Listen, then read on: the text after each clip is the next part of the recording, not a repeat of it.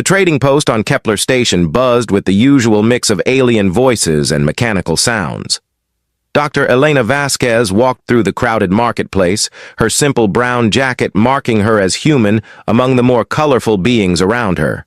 She carried a worn leather bag filled with soil samples and artifact fragments from her latest dig. Most aliens barely noticed her. To them, humans were just another young species trying to make their way in the galaxy. The Vorthak, tall, crystalline, beings who sparkled like living diamonds, looked down on humans with their ancient eyes. They had been traveling between stars for 2 million years, they claimed. The Luminari, creatures made of pure energy that floated in containment suits, considered themselves even older. Next to such ancient races, humanity's 10,000-year history seemed like yesterday. Elena didn't mind being ignored. It made her work easier. She stopped at a small stall run by a four-armed Tessarian merchant. His blue skin gleamed under the station's artificial lights as he sorted through various artifacts and curiosities from across the galaxy. "Looking for anything special today, human?" the merchant asked without much interest. His species had been spacefaring for 50,000 years, which made them practically children compared to the truly ancient races, but still far older than humans. "Just browsing," Elena replied, examining a small carved stone. The symbols on it looked familiar, though she couldn't place where she had seen them before. "How much for this one?" 5 credits. It's from the old Vorthak ruins on Crystalla Prime. Nothing important, just decoration. Elena paid for the stone and slipped it into her bag. Everything was nothing important when humans were involved. The galaxy's older species treated human interest in archaeology like a child's fascination with shiny objects. 3 hours later, Elena sat in her small ship heading toward Earth. The journey would take 4 days through hyperspace, giving her time to study her new finds. She spread her collection across the ship's small table and began cataloging each piece. The carved stone from the Tessarian merchant caught her attention again. The symbols were definitely familiar. She pulled out her portable scanner and ran a detailed analysis. The stone was old, perhaps 60,000 years, but the symbols— Elena frowned and checked her files. She had seen these exact same markings in caves on Earth in the deepest levels that most archaeologists never bothered to explore. But that was impossible. The markings on Earth were supposed to be much newer, maybe 5,000 years old at most. She made a note to investigate further when she reached home. Earth looked peaceful from orbit, a blue and green marble spinning slowly in space. Most aliens who visited called it a garden world and assumed humans were simple farmers and miners who had barely begun to explore space. They weren't entirely wrong. Most human worlds were agricultural or industrial, nothing like the massive city planets or energy constructs of the older races. Elena's ship landed at the small spaceport outside New Geneva, where the Human Archaeological Institute had its headquarters. The building was modest compared to the crystal palaces of the Vorthak or the floating cities of the Luminari. It was just concrete and steel, built to last but not to impress. Dr. Marcus Chen, her research partner, met her in the lab. He was a thin man with graying hair who had spent most of his life studying human history. Like Elena, he specialized in the earliest periods of human civilization, the times before written records when humans had supposedly lived in caves and barely knew how to make fire. "Find anything interesting?" Marcus asked as Elena unpacked. "Her samples? Maybe. Look at this." She showed him the carved stone. The merchant said it came from old Vorthak ruins, 60,000 years old. Marcus examined the stone under a magnifying lens. "These symbols, I've seen them before." "That's what I thought. The Patterson Cave System, Level 7. "That's impossible," Marcus said, but his voice lacked conviction. "The Patterson Caves are maybe 5,000 years old, human cave paintings. Elena pulled up files on her computer, showing side-by-side images of the stone and cave paintings from Earth. The symbols were identical, down to the smallest details. Either humans visited Crystalla Prime 60,000 years ago, Elena said, or the Vorthak visited Earth 5,000 years ago and copied ancient human art. Both possibilities seemed ridiculous. Humans had only developed space travel 300 years ago, and the Vorthak claimed they had never been to Earth before first contact 50 years ago. Over the next week, Elena and Marcus dove deeper into their archives.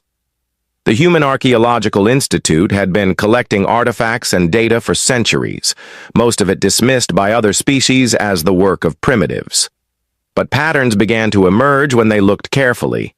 Mathematical constants, carved into stone on a dozen different worlds, all matching symbols found in Earth's oldest caves. Star charts that showed Earth marked with symbols meaning home or origin in languages supposedly older than humanity. Stories from across the galaxy about mysterious teachers who had appeared in ancient times, bringing knowledge of fire and farming and the stars. "Look at this," Marcus said one evening, projecting a hologram of an ancient Tessarian temple. The proportions, the architectural style, it's almost identical to the megalithic structures we found in northern Europe.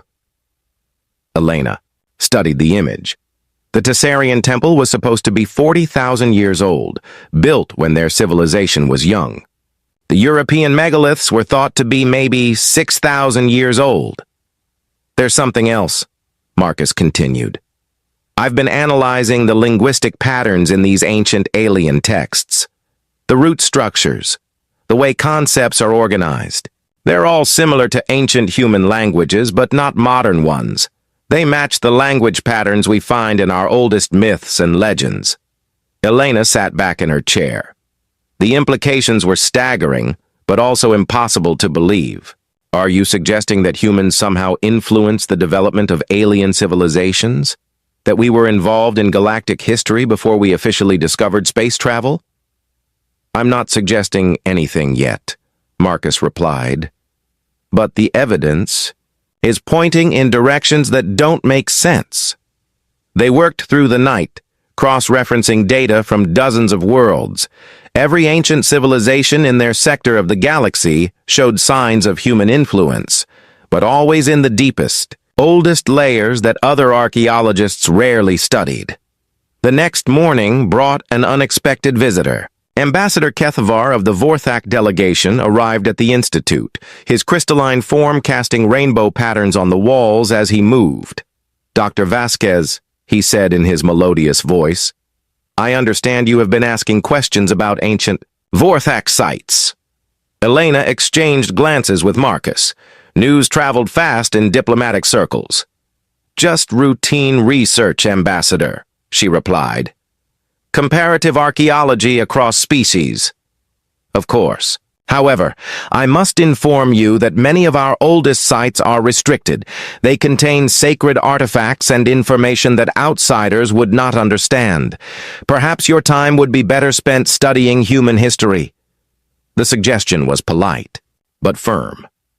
Elena nodded and thanked the ambassador, but she noticed something interesting. When Kethavar looked at the images on their computer screens, his crystalline form flickered slightly, a sign of surprise or confusion in Vorthak body language. After the ambassador left, Elena made a decision. "I need to get access to those restricted sites." "The Vorthak will never allow it," Marcus said. "Then I won't ask permission." Elena spent the next month preparing. She arranged to join a routine archaeological survey mission to the Andromeda sector, where several species had ancient sites under study. The survey was led by Dr. Ralteth, a respected luminary scholar who had worked with humans before and found them useful for detail work. The mission would visit 6 worlds over 3 months, documenting artifacts and taking samples. Elena volunteered for the most tedious assignments, cataloging routine finds and cleaning excavation sites. It was exactly the kind of work that older species expected from humans. But Elena had a different plan. 3 weeks into the mission, they arrived at Vorthak Prime, the crystalline homeworld where the Vorthak species had first evolved. The planet's surface sparkled like a giant gemstone covered in crystal formations that served as both natural landscape and ancient architecture. The official excavation sites were in the newer layers, only about 1 million years old, but Elena had studied orbital surveys and identified older formations deeper underground, areas that the Vorthak considered too sacred to disturb. On the third night, while the rest of the team slept, Elena slipped away from the camp. She carried minimal equipment, just a scanner, sample containers, and a small excavation laser. The restricted site was 5 kilometers away, hidden beneath layers of crystal growth. The entrance was almost impossible to find, just a narrow gap between crystal formations that led downward into darkness. Elena squeezed through the opening and found herself in a vast underground chamber. Her light revealed walls covered in symbols and carvings, far more elaborate than anything in the official sites. But what stopped her cold was the style of the artwork. It was human, not similar to human art, not influenced by human culture. It was definitely, unmistakably, human in origin. The proportions, the artistic techniques, the way figures were represented, everything matched the oldest cave paintings on Earth. Elena scanned the walls frantically, taking detailed images and measurements. The symbols were the same ones she had found across a dozen worlds. But here they were part of larger compositions that told stories. Stories about teachers who came from the stars. Stories about a great conflict that threatened all life. Stories about a sacrifice that saved the galaxy, but came at a terrible cost. In the center of the chamber stood a crystalline structure that looked like an altar or control panel. When Elena approached it, her scanner detected complex electronic patterns within the crystal matrix. It was still active after all these years. She touched the crystal surface, and suddenly the chamber filled with light.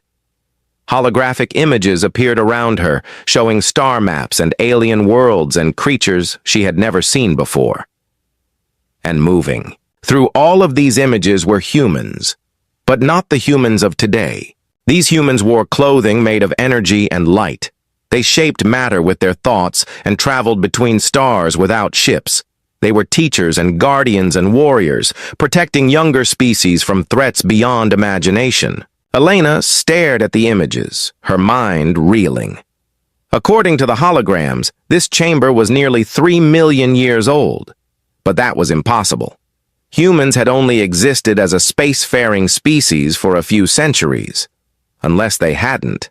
Unless everything the galaxy knew about human history was wrong. The sound of approaching footsteps echoed from the entrance tunnel. Elena quickly gathered her samples and data, then shut down the crystal display. She had to get back to camp before anyone discovered she was missing. But as she climbed toward the surface, one thought kept repeating in her mind. What if humans weren't the youngest species in the galaxy? What if they were the oldest? And what if something had happened to make everyone, including humans themselves, forget the truth? Elena barely slept for the rest of the mission. Every night she reviewed the images and data from the hidden chamber on Vorthak Prime. The holographic displays had shown her things that challenged everything she thought she knew about galactic history. When the survey mission finally returned to Earth, Elena went straight to Marcus with her findings. They locked themselves in the Institute's most secure lab and began analyzing the data. "This can't be right," Marcus said, staring at the holographic recordings Elena had captured. "These images show humans with technology far beyond what we have today, and the dating puts this chamber at 3 million years old." "I know it sounds impossible," Elena replied, "but look at the evidence, the artistic style, the symbolic language, even the way the figures move in the holograms. It's distinctly human." Marcus pulled up comparative files on his computer. "The mathematical sequences in these star charts match calculations we use today for hyperspace navigation. But according to official history, humans only discovered hyperspace, travel 3 centuries ago." Elena pointed to specific symbols in the chamber recordings. These aren't just decorations, they're instructions, navigation routes, technical specifications, even what looks like biological data about various alien species. Over the following weeks, they worked to decode more of the information from the crystal chamber. The symbols formed a complex language that seemed to be an ancient form of human writing, but far more sophisticated than anything in Earth's historical records. Slowly, a story began to emerge. According to the crystal records, humans had once been the dominant species in this region of the galaxy. They had guided the development of younger civilizations, teaching them technology and helping them spread among the stars. The Vorthak, Luminari, Tessarians, and dozens of other species had all received help from these ancient humans. But something had gone wrong. The record spoke of a great threat from beyond the galaxy, something that consumed not just matter and energy, but the very fabric of space and time itself. The ancient humans had fought this threat, but the cost of victory had been enormous. "Look at this section," Marcus said, highlighting a series of symbols. "It talks about a choice. The humans could defeat the enemy, but only by sacrificing their own civilization. They chose to save the galaxy and accept the consequences." Elena studied the passage. What kind of consequences? Memory loss, technological regression, the scattering of their people across space and time. Marcus paused. It's like they deliberately erased their own history to save everyone else. The implications were staggering. If the records were accurate, modern humanity wasn't a young species learning to explore space. They were the descendants of an ancient civilization that had chosen to forget its own greatness. Elena decided they needed more evidence. She applied for research grants to visit other worlds, claiming she was studying comparative mythology across species. The grants were approved easily. Human requests for academic funding were rarely taken seriously by galactic authorities. Her first stop was Lumina, the energy-being homeworld of the Luminari. The planet was a swirling mass of controlled plasma and electromagnetic fields, beautiful but deadly to most organic life. Elena wore a full environmental suit as she explored the ancient archives. The Luminari had excellent records going back 800,000 years. According to their historians, their species had evolved naturally from electromagnetic phenomena in their star system. But Elena found inconsistencies in their earliest records. References to the teachers who had helped them achieve consciousness, descriptions of how they had learned to control their energy forms, technical specifications for their first containment suits that matched human engineering principles. More importantly, she found physical evidence. In the deepest parts of their archives, the Luminari had preserved artifacts from their earliest period. Among them was a small device that Elena's scanner identified as human in origin, though supposedly 800,000 years old. Her next stop was Tessara, homeworld of the four-armed blue-skinned traders. The Tessarians were proud of their 50,000-year history and their natural talent for commerce and exploration. But their oldest myths told stories that didn't match their official history, tales of visitors who had taught them to read the stars, legends about beings who had shown them how to build their first starships, stories about a great war that had shaken the galaxy and the mysterious guardians who had sacrificed everything to protect the younger races. Elena found similar patterns on every world she visited. Each species had ancient legends about mysterious teachers or guardians. Each had unexplained gaps in their earliest historical records, and each had artifacts or architectural elements that showed unmistakable human influence. The evidence was overwhelming, but Elena knew that no one would believe her without absolute proof. She needed to find something that couldn't be explained away or dismissed. The answer came from an unexpected source. Dr. Sarah Kim was a linguist who specialized in ancient languages and communication patterns. Elena had worked with her before on translation projects. When Elena showed her samples of the symbolic language from various worlds, Sarah became very excited. These aren't just similar to ancient human languages, Sarah explained. They are ancient human languages, but they're versions of human languages that don't exist in our historical records. What do you mean? Elena asked. Look at the grammatical structures, the way concepts are organized, the logical flow of ideas. This is definitely human thought patterns, but it's more sophisticated than any human language we know about. It's like finding a library written in advanced English from a time before English was supposed to exist. Sarah's analysis provided the missing piece of Elena's theory. The ancient symbols weren't just influenced by human culture. They were actually created by humans, but humans with a level of linguistic sophistication that exceeded modern capabilities. Elena decided to take the biggest risk of her career. She applied for permission to excavate in the deepest levels of Earth's oldest archaeological sites. Most human historians avoided these areas because they predated known civilizations and seemed to contain only random artifacts. The permissions were granted easily. After all, what harm could come from letting humans dig around in their own backyard? Elena assembled a small team of trusted researchers and headed to the Drakensberg Mountains in southern Africa, where some of Earth's oldest caves contained layers of artifacts going back hundreds of thousands of years. Most archaeologists had studied only the upper levels of these caves, which contained the expected progression of human development from simple stone tools to more sophisticated technologies.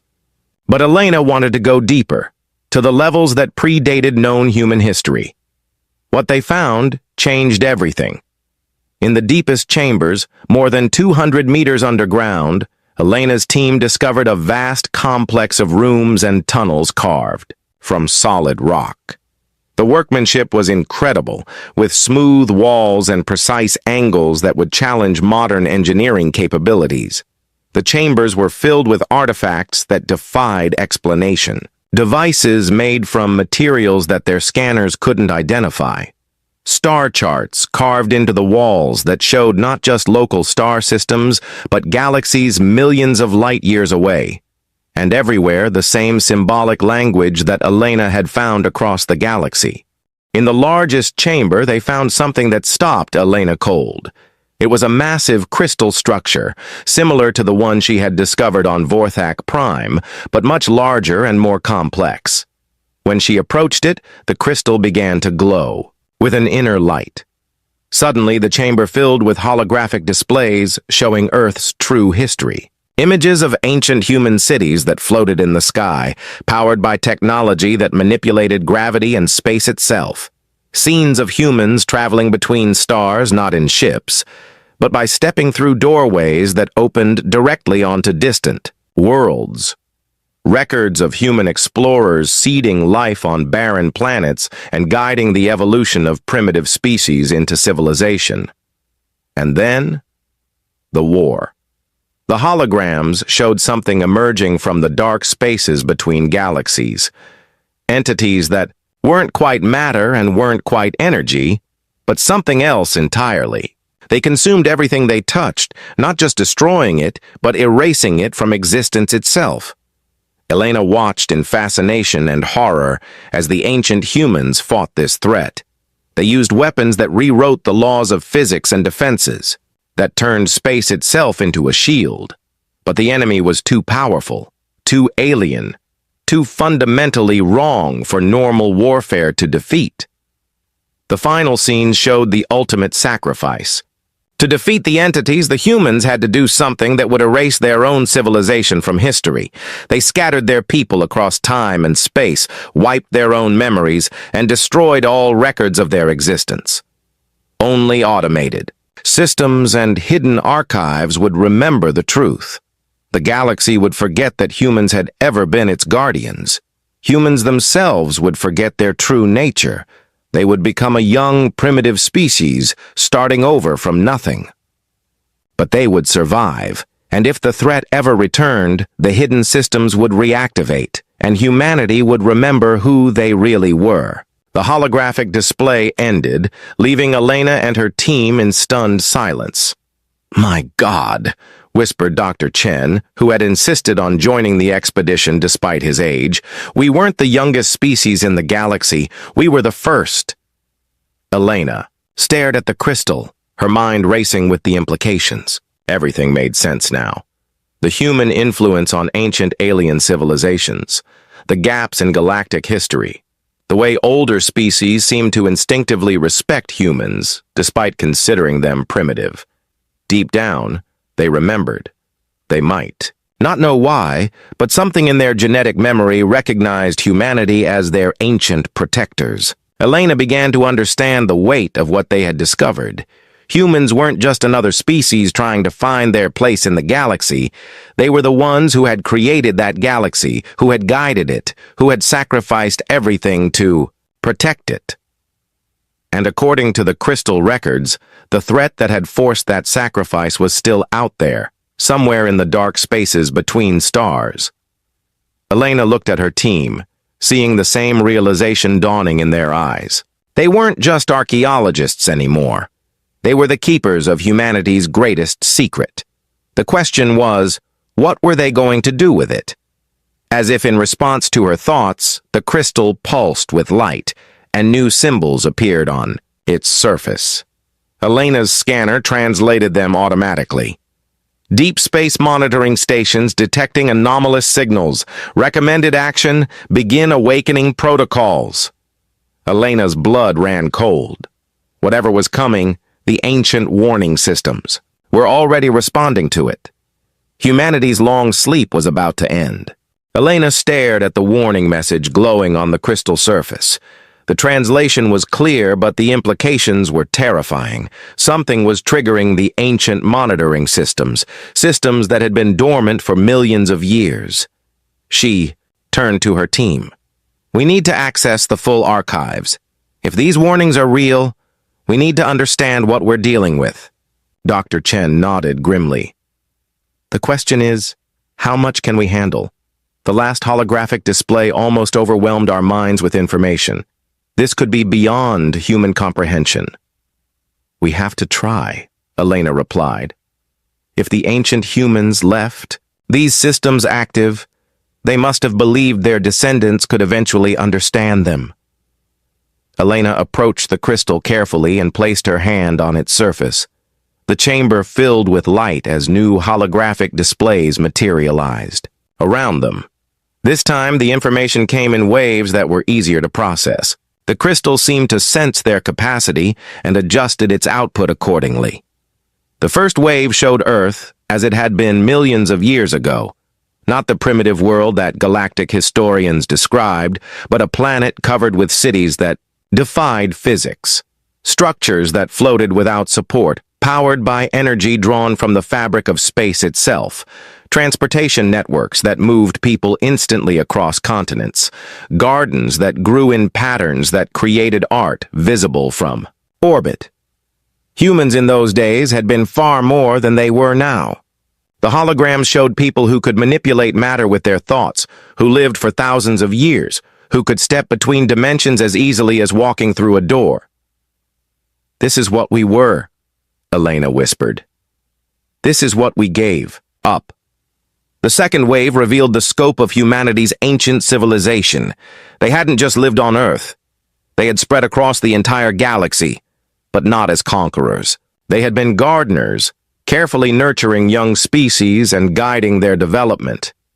The Vorthak had been simple crystal formations before humans taught them consciousness. The Luminari had been random energy patterns before humans showed them how to think. Dozens of species owed their existence to human intervention, but humanity's greatest achievement had been the web. The hologram showed a vast network of interconnected systems spanning the galaxy. Every star, every planet, every space between worlds was monitored and protected by devices that operated beyond normal space-time. The web maintained the laws of physics, prevented cosmic disasters, and kept the galaxy safe from threats that existed outside reality itself. Elena realized that this was why the galaxy seemed so stable, so perfect for life. It wasn't natural. It was designed. Humans had literally rebuilt their corner of the universe to create a safe haven for younger species. The third wave showed the enemy. The Devourers came from the spaces between galaxies, from regions where the normal laws of reality didn't apply. They weren't alive in any sense that humans understood, but they weren't dead either. They were something else, something that existed by unmaking everything around them. When they touched a star, the star didn't just die, it ceased to have, ever existed. When they consumed a planet, they erased it from history so completely that no one could remember it had ever been there. They were entropy given purpose, the end of all things made manifest.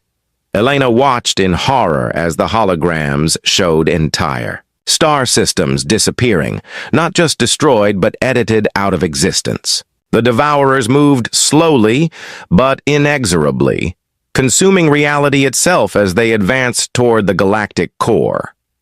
"How do you fight something like that?" Dr. Chen asked. The fourth wave provided the answer, and Elena almost wished it hadn't. To defeat the Devourers, humans had been forced to become something like them.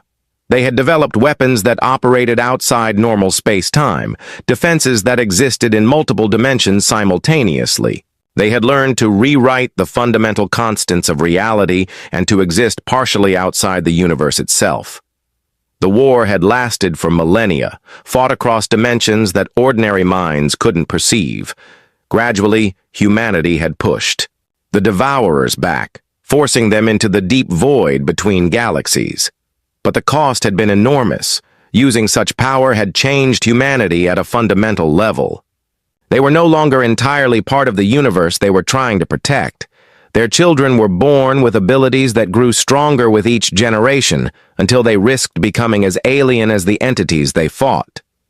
Worse, the weapons they had created to fight the Devourers were themselves dangerous. Left active, they would eventually tear apart the fabric of space-time, destroying the galaxy they had saved. Humanity faced an impossible choice: remain as they were and watch their descendants become monsters, or find another way to preserve the galaxy's future. The final wave showed humanity's solution. They called it the long sleep. Using technology that made their wartime achievements look primitive, humanity had rewritten their own history. They scattered their people across time and space, erasing their memories and reducing their abilities to normal human levels. The great cities were dismantled. The web was automated and hidden. All records of their true nature were destroyed, or buried so deep that only desperate circumstances would reveal them. Humanity would become a young, primitive species, starting over from nothing. They would rediscover space travel, rebuild their civilization, and spread across the galaxy again. But this time as normal beings, not as gods. The older species would forget that humans had ever been anything more than another young race. Their genetic memory would retain only a vague sense of respect and protectiveness toward humanity, ensuring they would be welcomed as they rebuilt. And if the Devourers ever returned, hidden systems would detect them and begin the awakening process. Humanity would gradually remember who they really were and reclaim their true power. Elena staggered as the holographic display ended. The weight of what she had learned was almost unbearable. Humanity hadn't just been the first intelligent species in the galaxy. They had been its creators and protectors for millions of years. Every human alive was a descendant of beings who had wielded power beyond imagination and given it up to save the universe. They had chosen to become ordinary, vulnerable, mortal, not out of weakness, but as the ultimate act of love for the species they had created.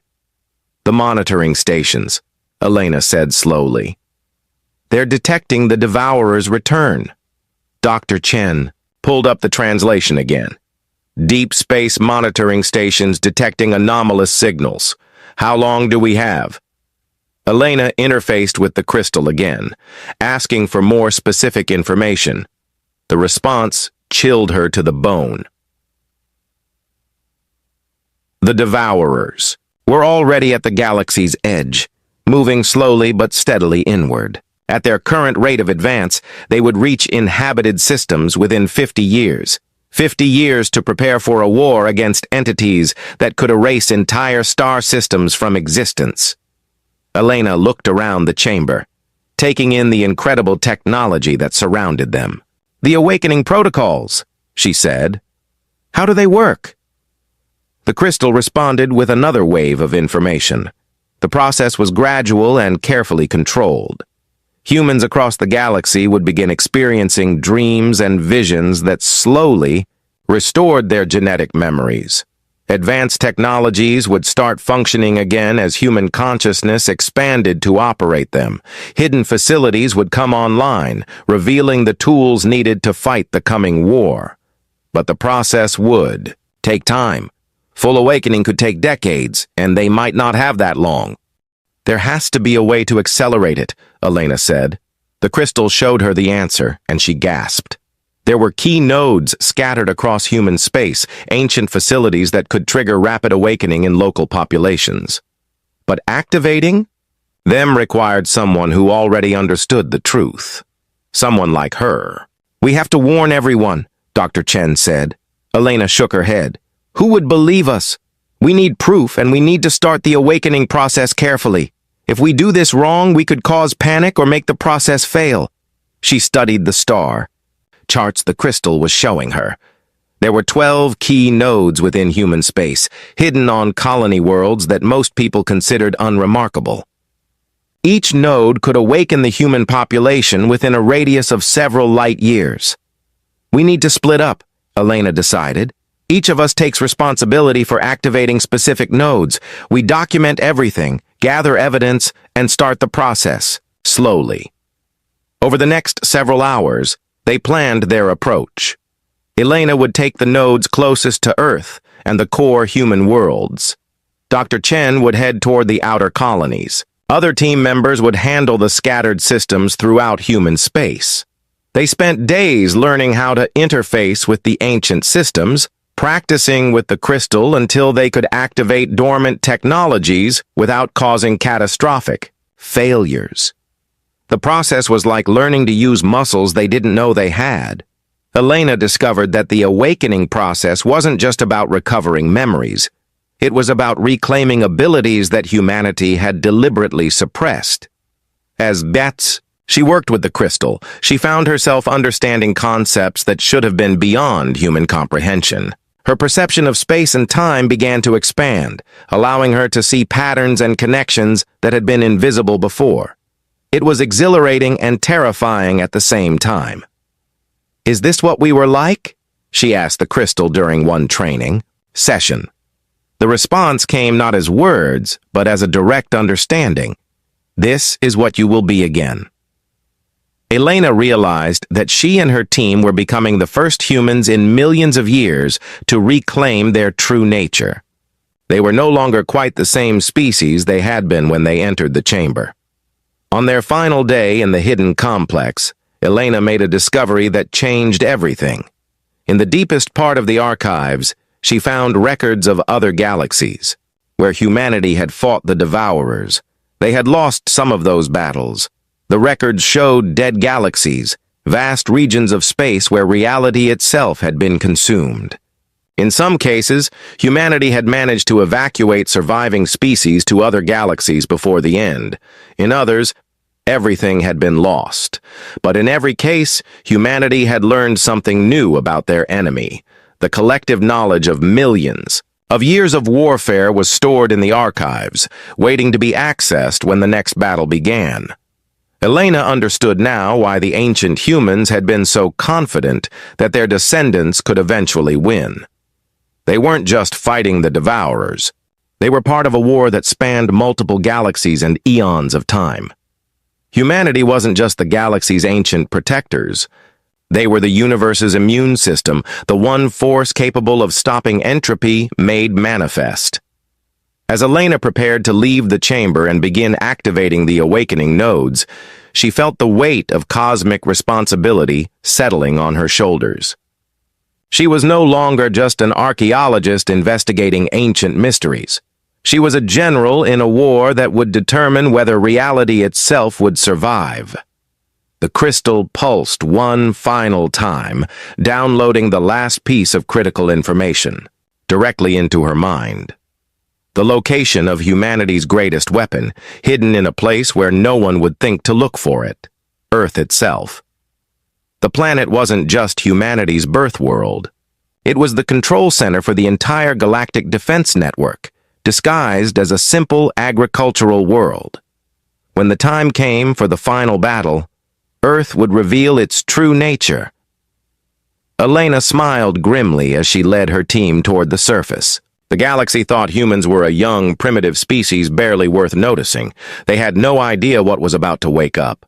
Elena's ship emerged from hyperspace near Kepler Station, the same trading post where her journey had begun 6 months ago. But everything was different now. She could see the station's true nature. Not just a simple marketplace, but a carefully positioned monitoring point that watched for threats from deep space. The awakening process had changed her. Elena could perceive dimensions of space that had been invisible before, sense the flow of energy through the galactic web, and understand technologies that would have seemed like magic to her former self. She was becoming what humanity had once been. But she was also still human enough to feel afraid. The first awakening node was hidden beneath the station's lower levels, disguised as a power generation facility. Elena made her way through the familiar corridors, but now she could see the true purpose behind the station's design. Every corridor, every room, every system had been carefully planned to support the node's function. She reached the power facility and found the hidden entrance exactly where the crystal archives had indicated. A simple touch of her hand against what appeared to be a blank wall, and a doorway appeared, revealing a passage that led deep into the station's core. The node chamber was smaller than the archives on Earth, but far more complex. Crystalline structures filled the room, connected by streams of energy that formed intricate patterns in the air. At the center stood a control pedestal that seemed to be waiting for her. Elena approached carefully and placed her hands on the control surface. The node responded immediately, connecting her consciousness to the local network of monitoring stations. What she saw through the network's sensors made her blood run cold. The Devourers were moving faster than the archives had predicted. Dark shapes that existed partially outside normal space were already consuming star systems at the galaxy's rim. Entire civilizations were disappearing, not just destroyed, but erased so completely that no one remembered they had ever existed. Worse, the younger species had no idea what was happening. When a system vanished, the galactic community simply forgot it had ever been there. Records were altered automatically, memories were edited, and history rewrote itself to fill the gaps. Only the ancient monitoring stations remembered the truth. Faithfully recording each loss, even as the rest of the galaxy forgot, Elena activated the node, sending out the first pulse of awakening energy. Across the local region of space, humans would begin having dreams about their true nature. The process would be gradual, designed to avoid panic or mental breakdown, but it would accelerate as more nodes came online. She felt the pulse spread outward like ripples in a pond, touching human minds on dozens of worlds. On New Terra, a farmer looked up at the stars and suddenly understood that he was descended from beings who had built those very constellations. On mining station Gamma 7, a technician touched a piece of equipment and instinctively knew how to improve its efficiency by factors of 10. But the awakening came with a price. As humans began to remember their true nature, they also became visible to the Devourers. The ancient enemy had learned to hunt by following traces of the power that humanity had once wielded. Elena felt a chill of recognition as the node's sensors detected something new, a dark presence at the edge of the system, moving toward Kepler Station with purposeful intent. The Devourers had found her. Elena worked quickly to complete the node's activation sequence. The awakening pulse needed to reach full strength before she could move to the next location. But the dark presence was approaching rapidly, and she could sense its hunger for the energy she was channeling. Through the station's external sensors, Elena caught her first glimpse of a devourer. It wasn't really visible in normal space, more like a distortion that hurt to look at directly. Space bent around it in impossible ways, and stars dimmed as it passed. Where it touched the station's outer hull, metal and composites simply ceased to exist, leaving gaps that folded in on themselves. Alarms began sounding throughout the station, as systems failed for no apparent reason. But Elena could see the truth. The devourer was consuming the station's reality bit by bit, working its way toward the core where she stood. She had minutes at most before it reached the node chamber. Elena made a desperate decision. Instead of fleeing, she opened herself fully to the node's power, drawing on abilities that she barely understood. Energy flowed through her body as she became a conduit for the ancient systems that still protected the galaxy. The node responded to her will, transforming from a gradual awakening beacon into a weapon of focused intent. Elena directed that power at the approaching devourer, not trying to destroy it. That was impossible with conventional weapons, but attempting something else. She tried to make it remember what it had consumed.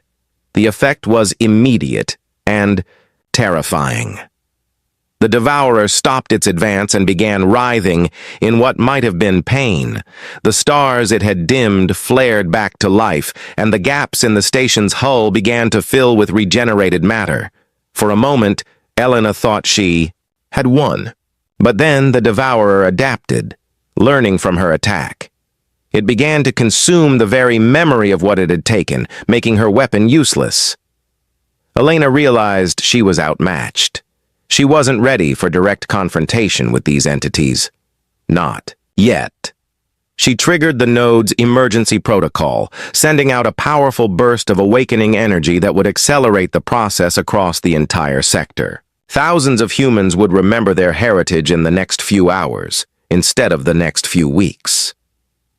Then she ran. Elena's ship launched from Kepler Station just as the devourer reached the node chamber. She watched through her rear sensors as the station simply stopped being. Not destroyed, not damaged. It just wasn't there anymore, as if it had never existed. But the node had done its work. Elena could feel the awakening spreading across human space like wildfire. On world after world, humans were remembering who they really were. Her next destination was New Geneva on Earth, where she needed to consult with the other team members, who had begun activating their assigned nodes. But when Elena emerged from hyperspace in Earth's system, she found chaos waiting for her. Ships from a dozen different species were converging on Earth, their crews confused and frightened by the memories that were suddenly surfacing in their genetic programming. The Vorthak remembered being taught consciousness by mysterious beings. The Luminari recalled lessons in energy manipulation. The Tessarians found themselves possessed of knowledge about trade routes that shouldn't have existed. All of them were heading to Earth, driven by instincts they didn't understand. Elena landed at the Institute to find Dr. Chen and the others already waiting for her. But they weren't alone. Ambassador Kethvar of the Vorthak was there, along with representatives from half a dozen other species. "Dr. Vasquez," Kethvar said, his crystalline form flickering with agitation. "What have you done to us?" Elena looked around the room, seeing fear and confusion in alien faces that had never before shown such vulnerability. "I've reminded you of the truth," she replied. "All of you." Dr. Chen stepped forward.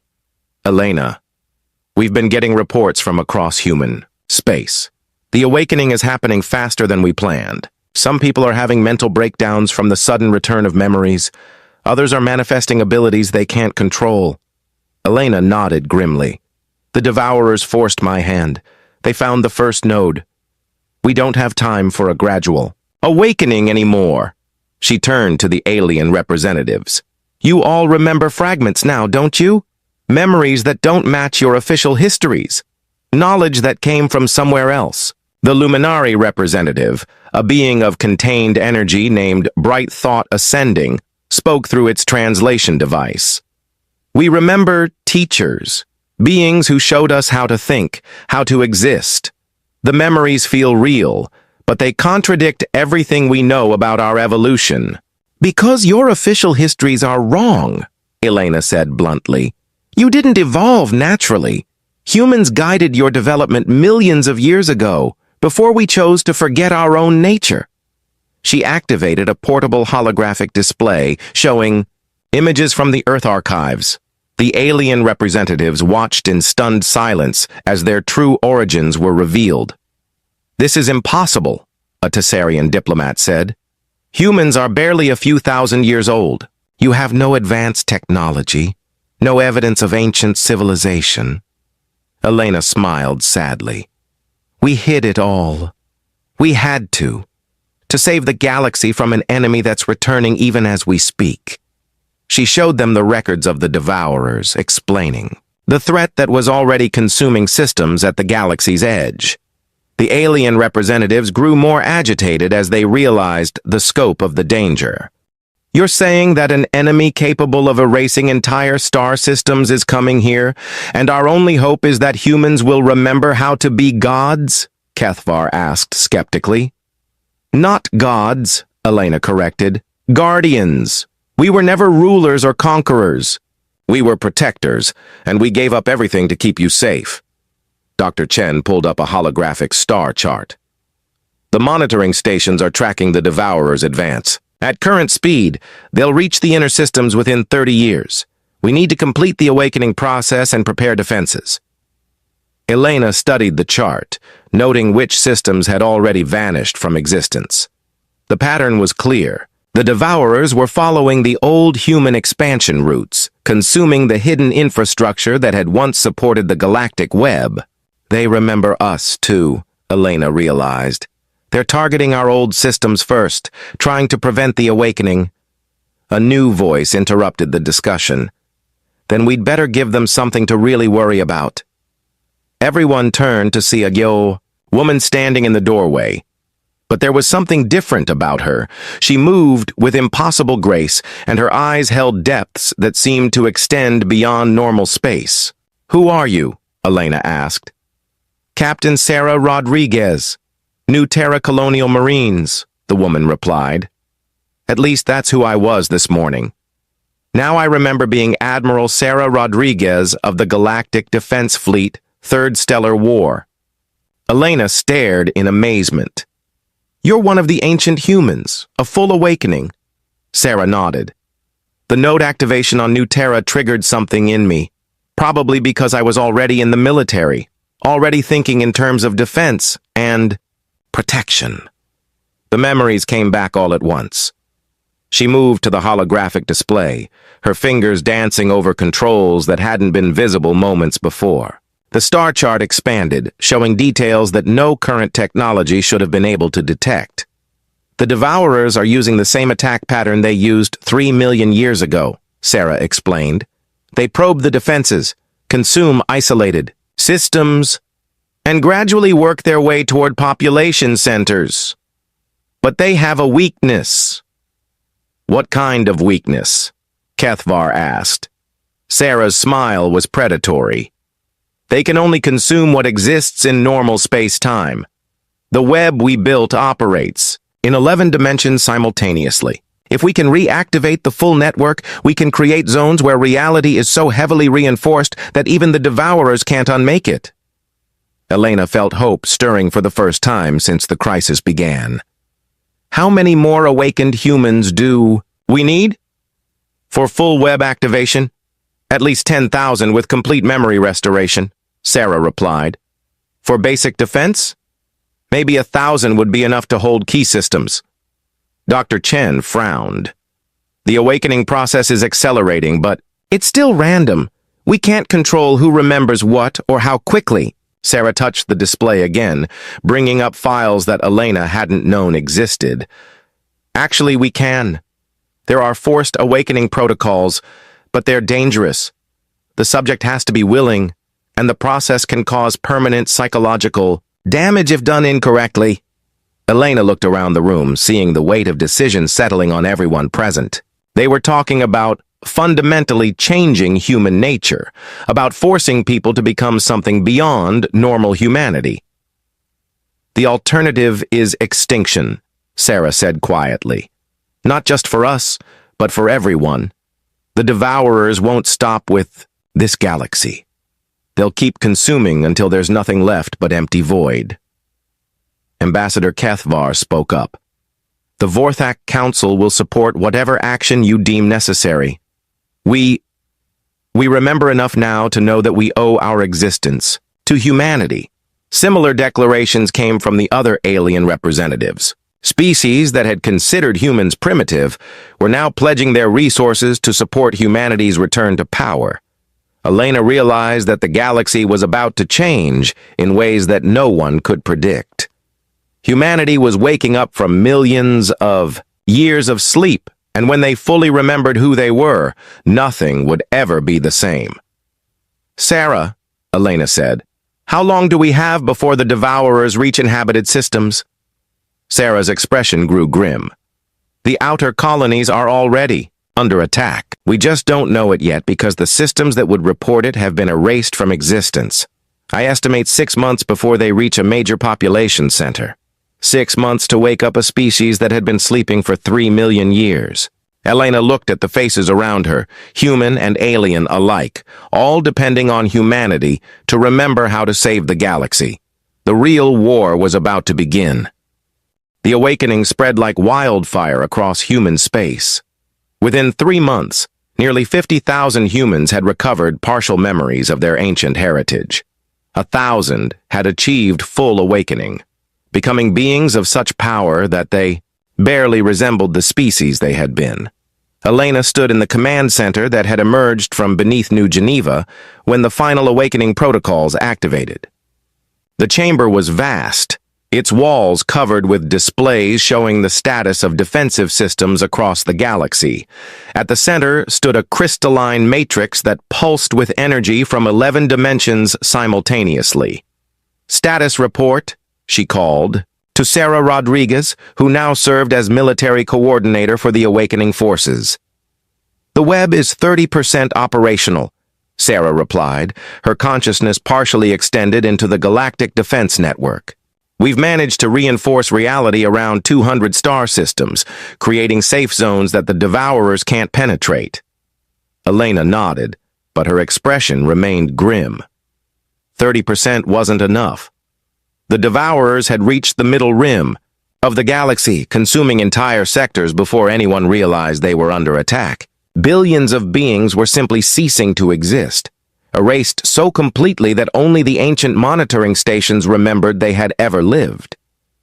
Dr. Chen approached from another control station. Elena, we're getting reports from the awakened humans, on the front lines. The devourers are adapting faster than we expected. They're learning to counter our reality reinforcement fields. Show me, Elena said. The main display shifted to show real-time images from the Rigel sector, where a group of awakened humans were attempting to protect a cluster of inhabited systems. Elena watched in horror as the devourers deployed new tactics, sending out waves of unreality that eroded the reinforcement fields like acid eating through metal. 3 star systems winked out of existence as she watched. They're not just consuming reality anymore, Sarah said, her voice tight with concentration. They're learning to think like us, to anticipate our strategies. Elena realized they were facing the same problem that had forced the original humans to sacrifice their civilization. The devourers were too adaptable, too intelligent. Every weapon humanity developed, every defense they created, the enemy learned to counter. A new voice joined the discussion. Maybe it's time we stopped thinking, like the old humans. Elena turned to see a young man she didn't recognize. He wore the simple clothes of a farmer, but his eyes held the depth of someone who had lived for millennia. Who are you? She asked. Marcus Thompson from Agricultural Station Beta 7, he replied. At least, that's who I was until yesterday. My awakening was different from the others. Sarah studied him with her enhanced senses. You're not showing the same power signatures as the other awakened humans. What happened to you? Marcus smiled sadly. I remembered being one of the humans who designed the long sleep.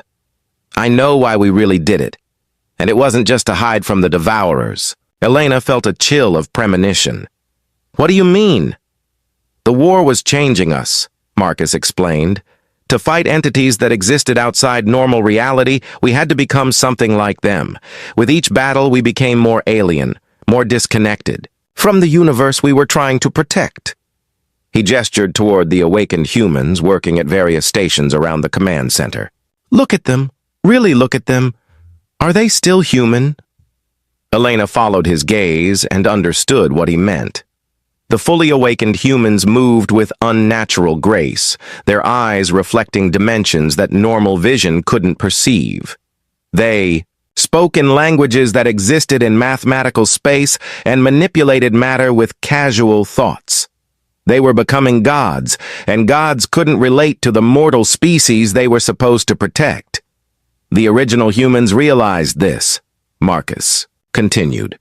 They knew that if the war continued, humanity would win, but become something that the galaxy would need protection from.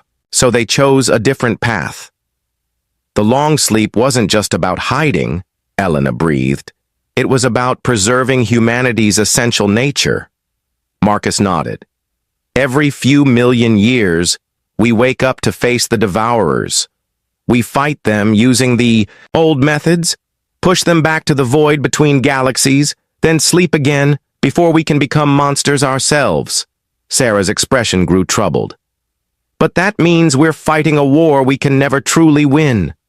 The devourers will always come back. Not necessarily, Marcus said. Each cycle, we learn something new. The collective knowledge of every previous war is stored in the archives. This time, we might have enough understanding to find a permanent solution.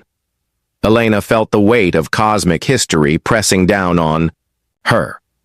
Humanity wasn't just fighting for the current galaxy. They were part of a conflict that spanned eons, an eternal struggle between creation and entropy. What do you propose? She asked. Marcus moved to the central control matrix. Instead of trying to become powerful enough to destroy the devourers, we need to understand what they really are. The archives contain data from battles across multiple galaxies and millions of years. There might be a pattern we haven't seen before. Elena authorized access to the deepest levels of the ancient archives. As the data flowed through the command center's systems, patterns began to emerge that no single generation of humans had been able to perceive. The devourers weren't just random entities from the void between galaxies. They were part of something larger, a cosmic process that seemed to occur whenever a galaxy reached a certain level of complexity and consciousness. They're not invaders, Elena realized with growing amazement. They're antibodies. Marcus nodded grimly. The universe has an immune system, just like a living body.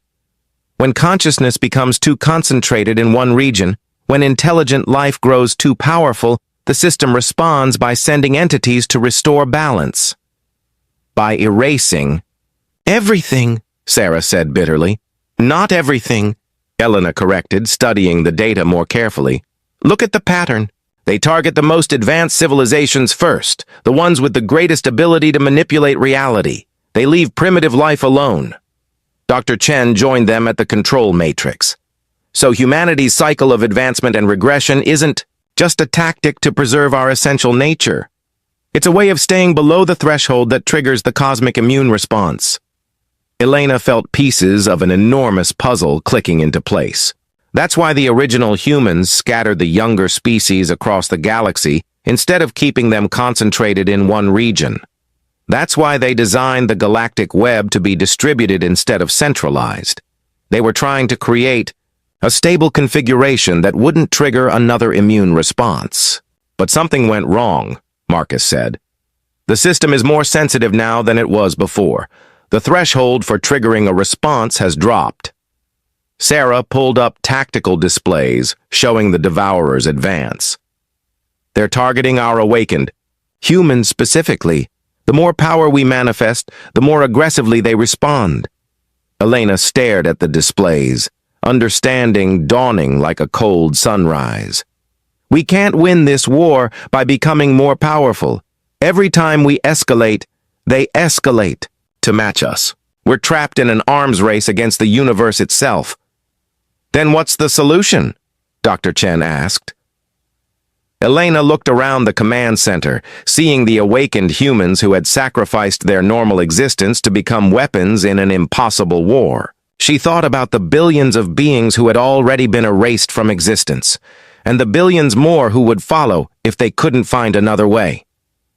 We have to stop being weapons, she said finally. We have to remember what we were, really meant to be. Marcus smiled. Gardeners. Elena nodded and turned to Sarah. How quickly can you recall the awakened forces from the front lines? Elena, if we withdraw our defenses, entire sectors will be consumed, Sarah protested. Not if we do this right, Elena replied. The Devourers are targeting concentrations of power. If we disperse that power, spread it out across the galaxy, in a way that looks like natural development instead of organized resistance, they might stop seeing us as a threat. She began entering commands into the control matrix, accessing protocols that had been hidden even from the awakened humans. The web was never supposed to be a weapon. It was a life support system, a way of nurturing and protecting younger species, without dominating them. The central chamber filled with holographic displays showing a new configuration for the Galactic Defense Network. Instead of concentrated fortress worlds and massive energy weapons, it showed millions of small nodes scattered across every inhabited system, each one designed to look like natural phenomena. Distributed consciousness, Elena explained. Instead of a few thousand humans with godlike power, we spread that same power across millions of normal humans who retain their essential humanity. Each person becomes a tiny part of the web's function, but no single individual becomes powerful enough to trigger an immune response. Marcus studied the plans with growing excitement. It's brilliant. The galaxy becomes subtly protected, but from the universe's perspective, it looks like normal evolutionary development. Sarah looked skeptical. What about the Devourers that are already here? They won't just go away because we change our strategy. Elena smiled grimly. No, but they will if we give them what they're really looking for. She activated a new set of protocols, ones that had been locked away since the first war against the Devourers. The awakened humans throughout the galaxy suddenly felt their expanded consciousness being drawn back into normal human parameters. Elena, what are you doing? Sarah asked in alarm. I'm giving them a target they can't resist, Elena replied. Myself. Elena began channeling power from across the entire web, drawing the collective consciousness of millions of years of human civilization into her own mind. She was becoming exactly what the universe's immune system was designed to eliminate, a single being with the power to reshape reality. The effect was immediate. Across the galaxy, the Devourers stopped their advance and began converging on Earth, drawn by the massive concentration of power that Elena represented. This is suicide, Dr. Chen protested. No, Elena said, her voice now carrying harmonics from multiple dimensions. This is evolution. As the Devourers approached Earth, Elena felt her consciousness expanding beyond anything the ancient humans had achieved. She could perceive the cosmic forces that had created the universe's immune system, understand the delicate balance between order and chaos that kept reality stable. The Devourers arrived in Earth's system like a tide of unreality, ready to consume the concentration of power that threatened cosmic balance. But when they reached Elena, they found something unexpected. Instead of fighting them, she welcomed them. Elena opened her expanded consciousness to the Devourers, showing them what humanity had learned over millions of years of conflict. She demonstrated how consciousness could be distributed instead of concentrated, how intelligence could grow without disrupting cosmic balance, how the universe could be gardened instead of conquered. For a moment that lasted eternity, Elena existed simultaneously as human and devourer, creation and entropy, order and chaos. In that impossible state, she understood the true purpose of the cosmic cycle. The universe wasn't trying to destroy consciousness. It was trying to teach it how to exist in harmony with cosmic law. When the moment ended, the devourers began to withdraw, not in defeat, but in acceptance. Elena had shown them a path forward that didn't require the destruction of everything they encountered. Elena collapsed, her consciousness returning to human parameters, but the damage was done. She had become something beyond normal human existence, and the universe's immune system would continue to see her as a threat. "Elena," Sarah said, catching her as she fell. Elena smiled weakly. "It's okay. I know what I have to do."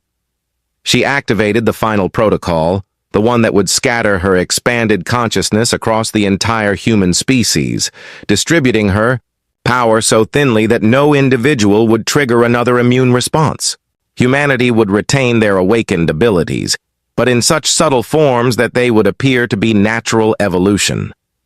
As Elena's consciousness dissolved into the collective human experience, she felt a deep satisfaction.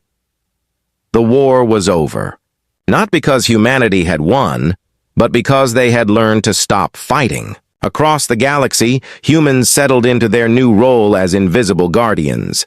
They guided younger species with gentle suggestions instead of direct intervention. They maintained the web through unconscious cooperation instead of centralized control. They protected the galaxy by becoming indistinguishable from its natural processes.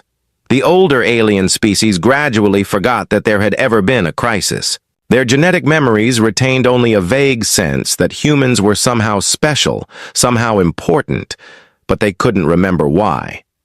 Earth returned to appearing like a simple agricultural world, its true nature hidden beneath layers of carefully maintained illusion. The command centers and ancient archives faded back into legend, waiting for the next time they might be needed. Dr. Chen stood in what had once been the central command chamber, now looking like an ordinary basement storage room. He held a small crystal that contained Elena's final message. "The garden grows best when the gardener is invisible," her recorded voice said. "Humanity's greatest strength was never our power. It was our willingness to give up that power when it was no longer needed." Chen smiled and carefully placed the crystal in a storage container marked with symbols that looked like random scratches to anyone who didn't know better. Future archaeologists might find it someday, when humanity needed to remember who they really were. But for now, the galaxy was safe, protected by guardians who had learned the ultimate lesson of power. Sometimes the greatest victory is knowing when not to fight. In the depths of space, reality hummed with subtle harmonies that no one noticed. The web operated perfectly, maintained by millions of humans who thought they were just living ordinary lives. Children played games that unknowingly reinforced cosmic stability. Farmers planted crops in patterns that strengthened the barriers between dimensions. Traders followed routes that kept the galactic economy in perfect balance. Humanity had become exactly what they were always meant to be, the silent guardians of a universe that would never know how close it had come to ending. And in the spaces between galaxies, entities that had once been devourers began their own transformation, learning to nurture instead of consume, to garden the vast cosmic wilderness instead of erasing it. The universe had found its balance at last. The massive chamber fell silent as Ambassador Veltar stepped forward. His blue-scaled hands trembled slightly as he held the formal declaration. Around him, representatives from 47 different species watched with hungry eyes. The Galactic Confederation had finally reached this moment. "The human species," Veltar announced, his voice carrying across the vast hall, "has been contained for 300 years. We thought this was enough, We were wrong. Murmurs rippled through the assembly. The Craxi delegation clicked their mandibles in approval. The floating ethereals pulsed with soft purple light. Even the usually calm Centaurans shifted in their seats. Earth and its surrounding system have been a cancer in our galaxy, Veltar continued. A disease that we foolishly thought we could simply ignore. But diseases spread. They grow stronger. They wait for the right moment to strike. This was not entirely true, and many in the chamber knew it. Humanity had not tried to expand beyond their solar system in 3 centuries. They had not sent even a single probe past the automated defense platforms that surrounded their space. But truth mattered little now. The Confederation needed a war. Resource conflicts had torn apart 3 major trade routes. The Outer Rim territories were in open rebellion. Pirates raided cargo ships with increasing boldness. The member species were starting to eye each other with suspicion instead of cooperation. Wars between member worlds had broken out twice in the last decade alone. They needed someone to blame, someone to fear, someone to unite against. The time has come, Veltar raised his voice, to end the human threat once and for all. The Galactic Confederation hereby declares total war against the human species. Their quarantine ends today, not because we grant them freedom, but because we grant them extinction. The chamber erupted in cheers. Delegates from dozens of worlds jumped to their feet, shouting approval in languages that spanned the galaxy. This was what they had been waiting for. A chance to prove their strength against an enemy that could not fight back. The humans had been trapped behind their blockade for so long that most species had forgotten what they were actually capable of. The old generation that remembered the human expansion was mostly dead. The new generation only knew stories of a primitive species that had gotten lucky a few times before being properly contained. The human military, Veltar waited for the noise to die down, consists of perhaps a few hundred outdated ships. Their technology has remained static for 3 centuries. They have no allies, no resources beyond their single solar system, no hope of victory. This will not be a war. This will be a cleanup operation. More cheers filled the hall. The Zephyrian war fleets would lead the assault, supported by Craxi battle swarms and Centauran dreadnoughts. 12,000 ships in total. The largest military force ever assembled in galactic history. Surely enough to handle whatever pathetic resistance the humans might offer. Fleet Admiral Kextar stepped forward to address the assembly. His 4 arms gestured dramatically as he spoke. Our forces will sweep through the human system like a tide. We will start with their outer planets, then move inward to Earth itself. Total victory is estimated within 72 standard hours. The timeline was ambitious but realistic. Human space was tiny compared to the vast territories controlled by Confederation species. Earth had only 8 planets and a few dozen moons. How long could it possibly take to conquer such a small area? The human homeworld will become a monument to Confederation strength, Kextar continued. Future generations will visit Earth to see what happens to species that threaten galactic peace. The lesson will never be forgotten. As the assembly dissolved into celebration and planning, the formal declaration was broadcast across the galaxy. Every world, every ship, every settlement received the same message. Humanity had been marked for extinction. The 300-year quarantine was ending, but not in the way anyone expected. The message traveled through hyperspace relays at faster-than-light speed. Within hours, it reached the edge of human space, passing through the automated defense platforms that had kept humanity trapped for so long. On Earth, in the underground command center beneath what had once been Geneva, Fleet Admiral Sarah Chen received the transmission. Her weathered face showed no surprise as she read the formal declaration. Around the conference table, the other members of the Terran Defense Council waited for her reaction. Well, Admiral Chen said finally, setting down the datapad, "It looks like our vacation is over." Dr. Amara Okafor, the chief xenobiologist, laughed softly. 300 years is a pretty long vacation. I was starting to get bored. General Marcus Morrison cracked his knuckles and grinned. Think they remember what happened the last time they tried to mess with us? Apparently not, Admiral Chen replied. She stood and walked to the massive display screen that dominated one wall of the command center. With a few gestures, she brought up a tactical map of the solar system. Computer, show current fleet positions. The display lit up with thousands of contact icons. Ships of every size and configuration dotted the space around every planet, every moon, every asteroid of significant size. The numbers were staggering. Confederation intelligence estimates we have a few hundred ships, Dr. Okafor observed. That's optimistic of them. Should we tell them they missed a decimal point or two? General Morrison asked. Let's not spoil the surprise, Admiral Chen replied. She turned back to her colleagues, her expression growing serious. Initiate Protocol 7. Send word to all sectors. The garden blooms at dawn. Within minutes, quantum communications networks hummed to life. Throughout the solar system, messages flashed between hidden installations on Mars, secret bases in the asteroid belt, and camouflaged stations orbiting the gas giants. The signals reached even further, to places the Confederation had never suspected existed. On Mars, massive, hangar doors began to open in the side of Olympus Mons. The mountain itself was hollow, converted into the largest shipyard in the solar system. Thousands of vessels that had never seen space began their final preparations for launch. In the asteroid belt, what looked like ordinary chunks of rock suddenly came alive with activity.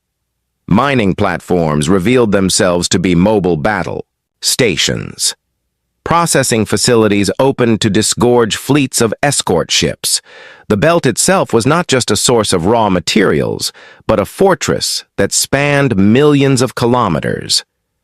Around Jupiter, the gas giant's moons bustled with movement. Europa's ice-covered surface cracked open to reveal launch tubes that extended deep into the ocean below. Ganymede's research stations were actually command centers coordinating defensive networks. Even tiny Io contributed, its volcanic activity masking the heat signatures of weapon testing facilities. But the real surprise lay in the outer solar system. Between Neptune and Pluto, in the cold darkness of deep space, thousands of objects that had registered as asteroids or comets began to move. They had been there for decades, hidden in plain sight, waiting for this moment. These were the garden ships, massive vessels built not for war, but for life. Each one contained entire ecosystems, complete with forests, lakes, and cities. Millions of humans lived and worked in these mobile worlds, connected by quantum communication networks that allowed instant coordination across vast distances. Admiral Chen smiled as the reports came in. 300 years of preparation were about to pay off. The Confederation had made two critical mistakes. First, they had assumed that humanity would remain static during their imprisonment. Second, they had forgotten the most important lesson about humans. They were at their most dangerous when they had nothing left to lose. Status report, Admiral Chen requested. All sectors report ready, Dr. Okafor replied, scanning her displays. Garden Fleet Alpha through Zeta are in position. Mars shipyards report full deployment capability. Asteroid defense grid is online. Jupiter Command confirms all systems operational. What about the outer system? General Morrison asked. The Shepherds are moving into position as we speak, Admiral Chen replied. Pluto base reports successful completion of Phase 1 modifications. The Oort Cloud stations are ready to begin Phase 2 on your command. The Oort Cloud stations were humanity's deepest secret. For 2 centuries, automated probes had been building installations in the distant shell of ice and rock that surrounded the solar system. These stations had been watching, learning, and preparing for exactly this moment. Time until the Confederation fleet arrives? Admiral Chen asked. Approximately 72 hours at their current speed, Dr. Okafor replied. They're not trying to hide their approach. Why would they? They think we're helpless. Perfect, Admiral Chen said. That gives us time to make the final preparations. Send word to all stations. Operation Homecoming is now active. Operation Homecoming was the culmination of 3 centuries of planning. It was not just a military operation, but a statement. A declaration that humanity had not spent their exile crying in a corner, but growing stronger than anyone could imagine. The Confederation fleet was approaching with 12,000 ships, expecting to find a few hundred human vessels defending a handful of planets. Instead, they would find something that defied their understanding of what was possible. They would find that the cage they thought they had built around humanity was actually a cocoon, and now it was time for the butterfly to emerge. Admiral Chen walked to the window of the command center, looking up at the Earth's surface far above. Somewhere up there, children were playing in parks, completely unaware that their species had just been marked for extinction. They would continue playing because humanity had learned something important during their long isolation. They had learned patience. They had learned to plan. Most importantly, they had learned that the greatest weapon was not the one that destroyed your enemies, but the one that made them realize they had never been your enemies at all. Admiral, Dr. Okafor called out. Incoming transmission from the Confederation fleet. They're demanding our immediate surrender. Admiral Chen turned back to her colleagues, her smile widening. Tell them we'll consider it, right after they explain why they think 12,000 ships will be enough. The Defense Council erupted in laughter. 300 years of preparation had led to this moment. The galaxy had declared war on humanity, expecting to find victims. They were about to find gardeners instead. The transport ship glided silently through the asteroid belt, its hull barely larger than a personal shuttle. Ambassador Veltar pressed his face against the viewport, trying to understand what he was seeing. This was supposed to be his victory tour, a chance to inspect the pathetic human defenses before the main fleet arrived. Instead, he was looking at something impossible. Captain, Veltar called to the ship's commander. Are you certain we're in the right location? Captain Thex checked his navigation displays for the 3rd time. Yes, Ambassador. We're in the heart of the human asteroid belt, exactly where intelligence said their mining operations would be. But this was not mining. What sprawled before them was a city. No, not just a city. An entire civilization built into and around the asteroids themselves. Structures that gleamed like crystal-connected floating chunks of rock and metal. Ships moved between them in organized streams, following traffic patterns that spoke of centuries of development. How many people could live in something like this? Veltar asked quietly. Sir, our scanners are detecting massive population centers throughout the belt, the sensor operator reported. Conservative estimates suggest millions of inhabitants. Veltar felt his blood run cold. According to Confederation records, the entire human population was barely 8 billion, mostly concentrated on Earth with small colonies on Mars and a few moons. The asteroid belt was supposed to be uninhabited except for automated mining platforms. Take us deeper, Veltar ordered. I need to see more. As they moved through the belt, the scope of human construction became even more apparent.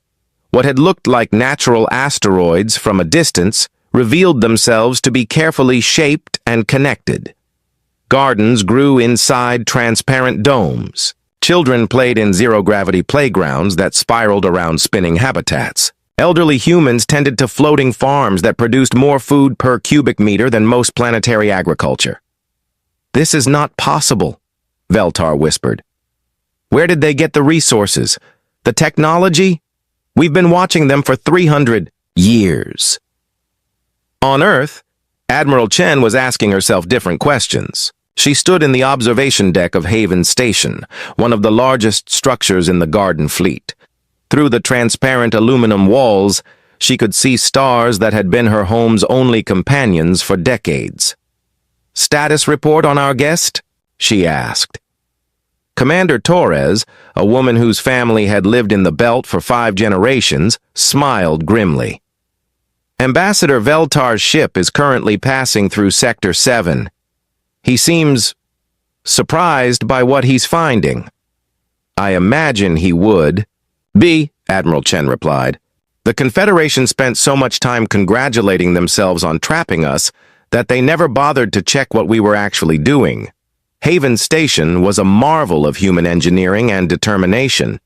Built inside a hollowed-out asteroid, nearly 50 kilometers long, it contained everything a human city needed. Residential areas, manufacturing centers, schools, hospitals, and research facilities. The station spun slowly, creating artificial gravity for those who wanted it while leaving the central core in zero gravity for specialized work. But Haven was just one of thousands of similar installations scattered throughout the solar system. Each one represented decades of careful construction, hidden from Confederation sensors by technology that made them effectively invisible. How did we manage to hide all of this? Commander Torres asked. Admiral Chen gestured toward the stars. The galaxy is vast, and most species think in terms of planets. They look for heat signatures, radio transmissions, the kinds of things that planets produce. They never thought to look for a civilization that deliberately scattered itself across empty space. The truth was both simpler and more complex than that. Humanity had learned hard lessons during their expansion phase, before the Confederation had forced them back to Earth. They had learned that centralized populations were vulnerable, that planets could be blockaded, that star systems could be isolated. So they had done something unprecedented in galactic history. They had become nomadic on an interstellar scale. The garden ships were the crown jewel of this transformation. Each one was a world unto itself, complete with its own ecosystem and population. They moved constantly through the outer solar system, following complex orbital patterns that kept them hidden in the vast emptiness between planets. Dr. Okafor materialized beside Admiral Chen through a personal teleporter, a technology that would have shocked the Confederation scientists. The ambassador's ship is requesting permission to dock at Haven Station. Permission granted, Admiral Chen replied. It's time he learned what humanity has really been doing with our imprisonment. An hour later, Ambassador Veltar found himself walking through corridors that defied everything he thought he knew about human capabilities.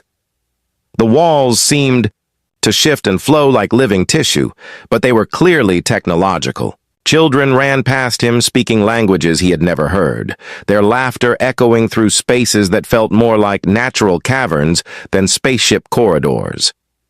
"Welcome to Haven Station," Admiral Chen said, greeting him in the central plaza. Around them, humans went about their daily lives as if receiving alien ambassadors was perfectly normal. "I trust your tour of the belt was educational." "This is impossible," Veltar said, his voice barely above a whisper.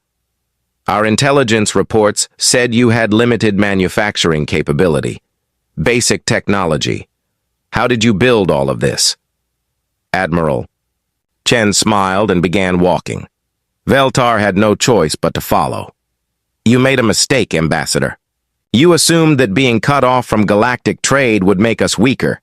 Instead, it forced us to become completely self-sufficient." They passed through a manufacturing center where humans worked alongside machines that seemed to think for themselves. Raw materials went in one end, and finished products emerged from the other with no visible intermediate steps. The efficiency was staggering. "We had to invent everything from scratch," Admiral Chen continued.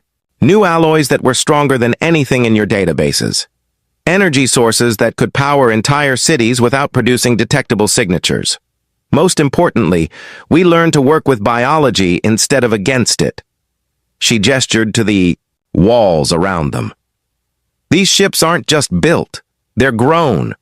The hull material is a hybrid of metal and engineered organic compounds. It can repair itself, adapt to different conditions, even evolve if necessary." Veltar touched one of the walls and jerked his hand back in shock. It was warm, and he could swear he felt a pulse. "Living ships?" "Living everything," Dr. Okafor said, joining the conversation. We learned that the most sustainable technology is the kind that can reproduce and maintain itself.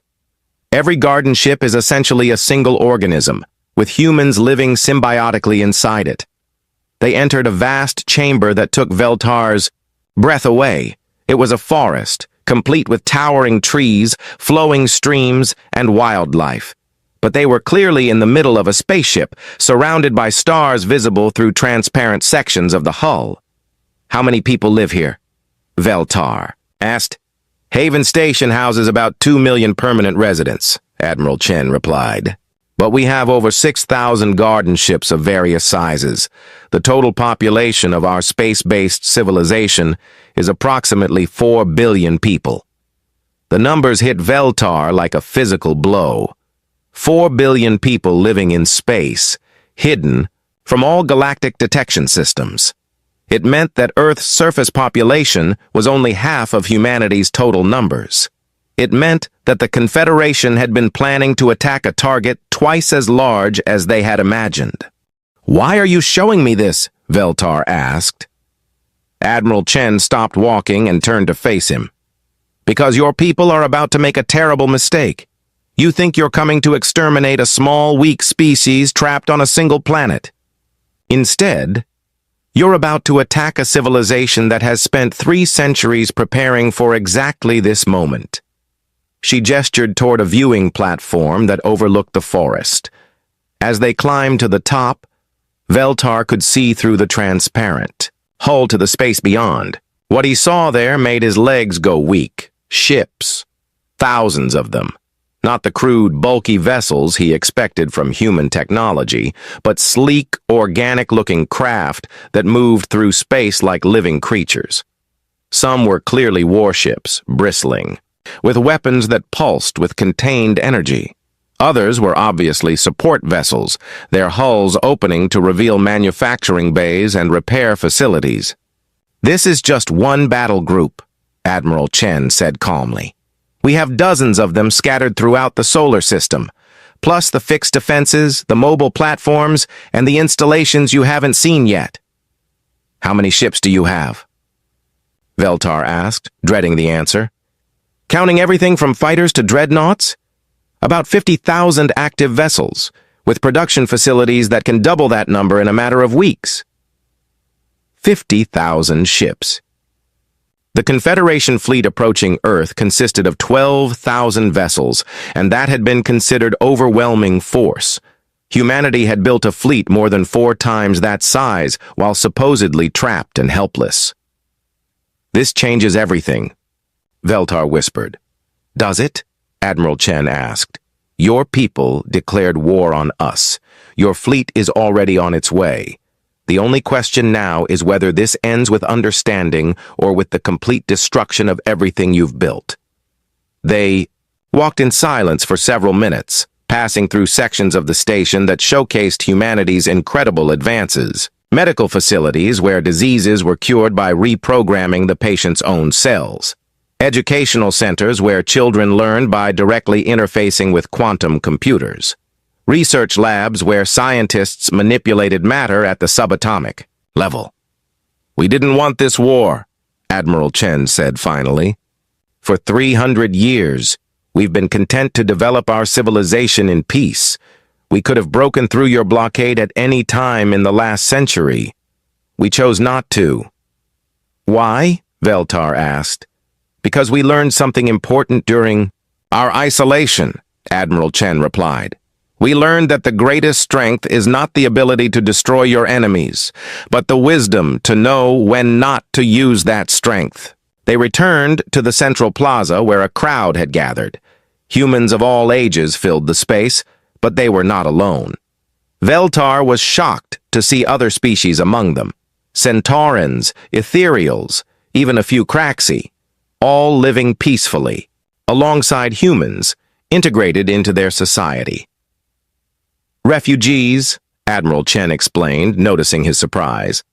"Species that were displaced by Confederation territorial disputes. Pirates who chose rehabilitation over punishment. Scientists and artists who wanted to work without political interference. We've been taking them in for decades." The Confederation doesn't know about this, Veltar realized. The Confederation doesn't know about a lot of things, Admiral Chen replied.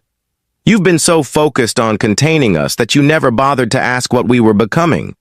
As Veltar prepared to leave Haven Station, his mind reeling from everything he had seen, Admiral Chen gave him a final message to take back to his fleet.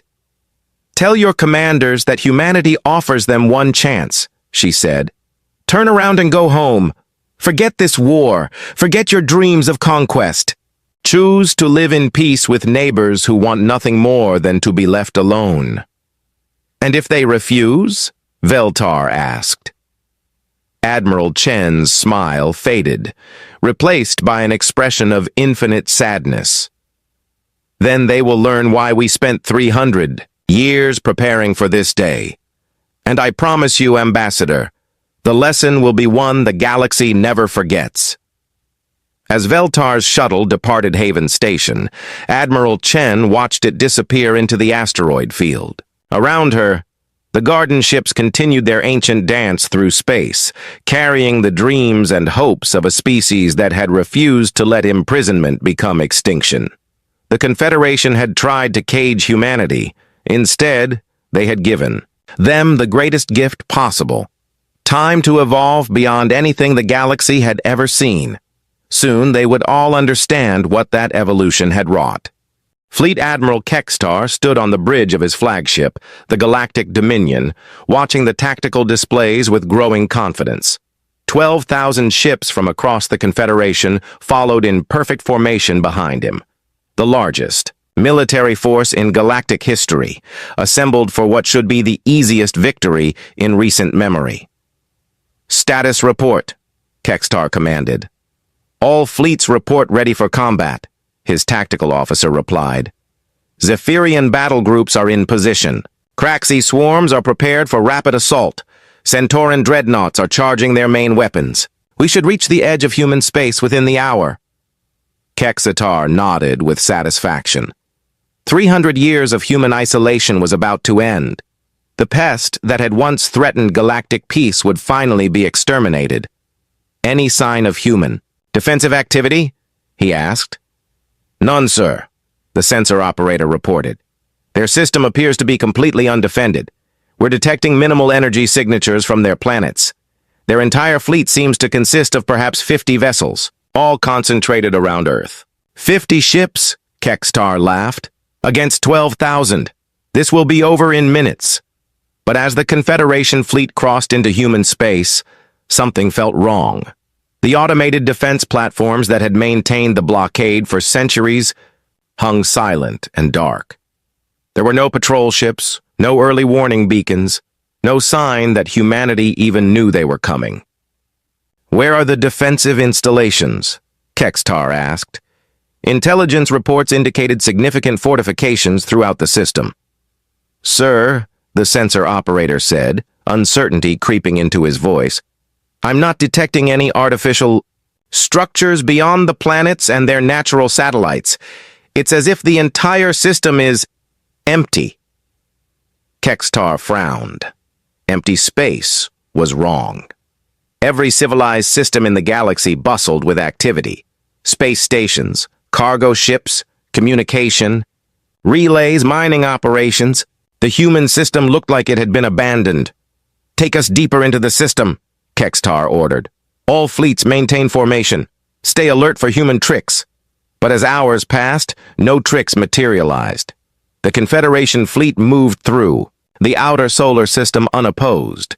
Jupiter hung in space like a giant marble, its moons showing no signs of military activity. Saturn's rings sparkled peacefully in the sunlight.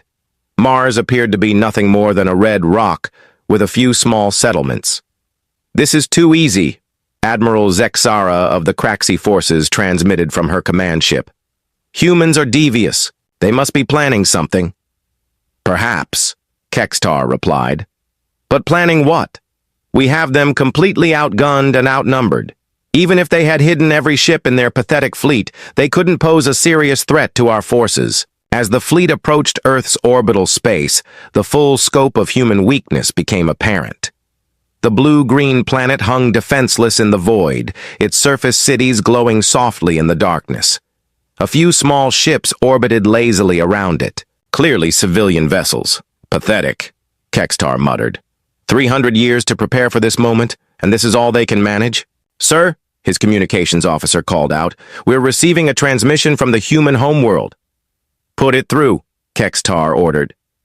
The main screen flickered to life, showing the interior of what looked like a simple command center.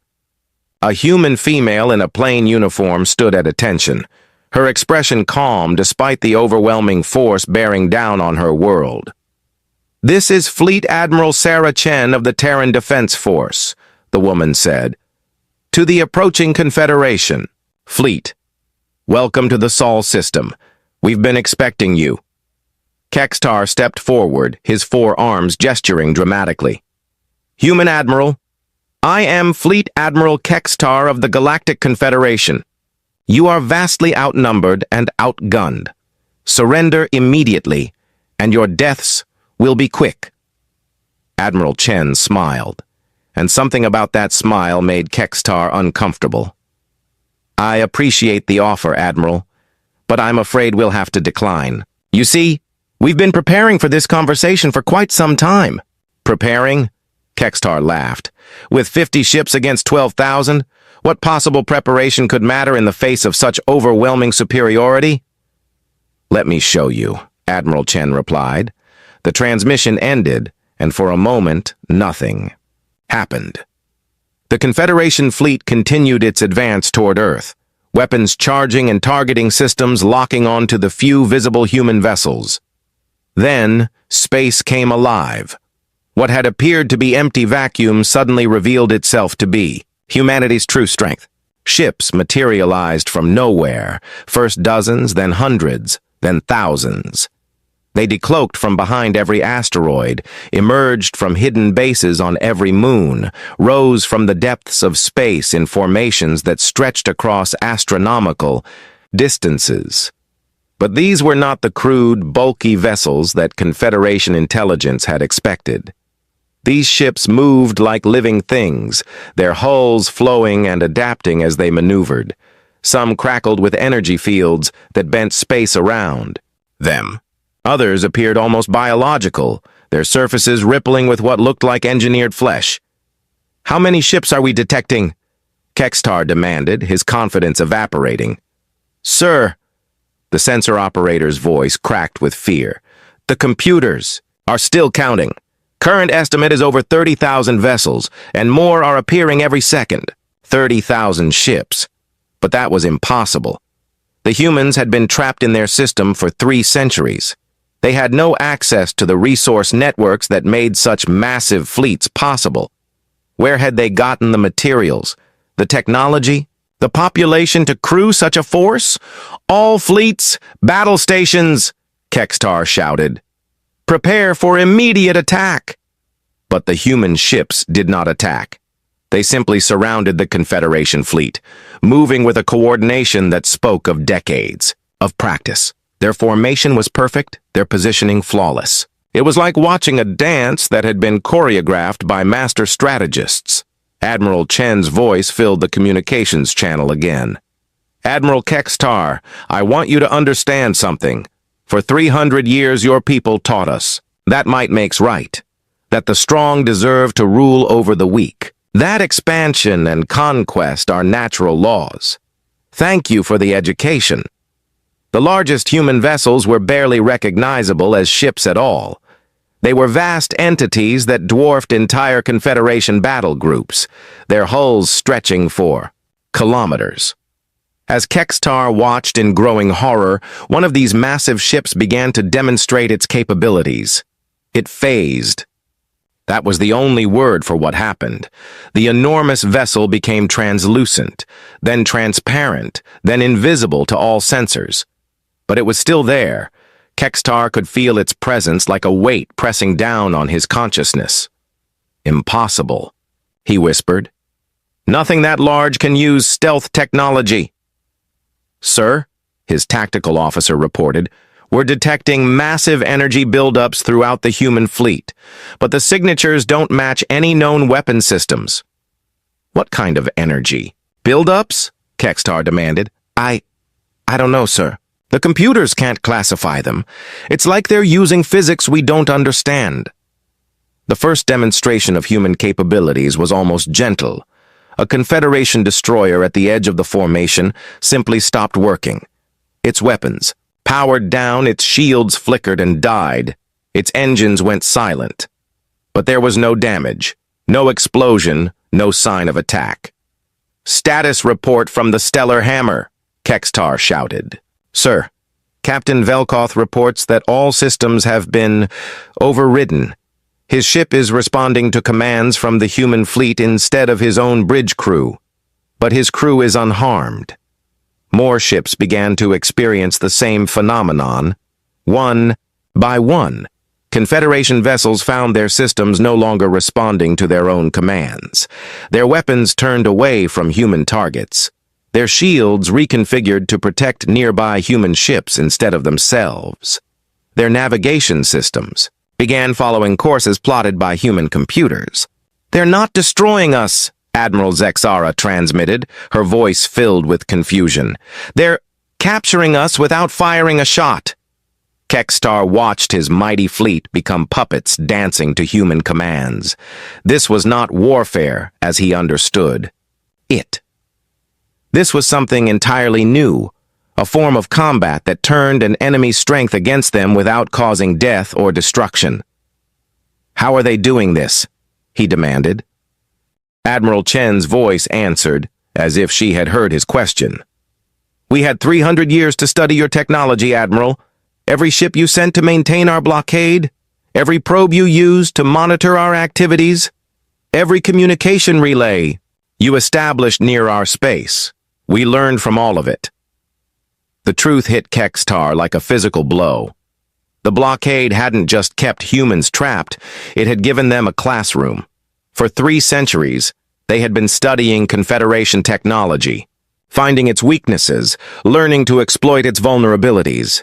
But more importantly, Admiral Chen continued, we learned to build something better. Our ships don't just use technology, they integrate with it.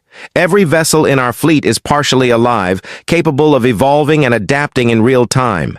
A human ship approached Kextar's flagship, moving with impossible grace. As it drew closer, he could see that its hull was indeed alive, a hybrid of metal and organic tissue that pulsed with its own heartbeat.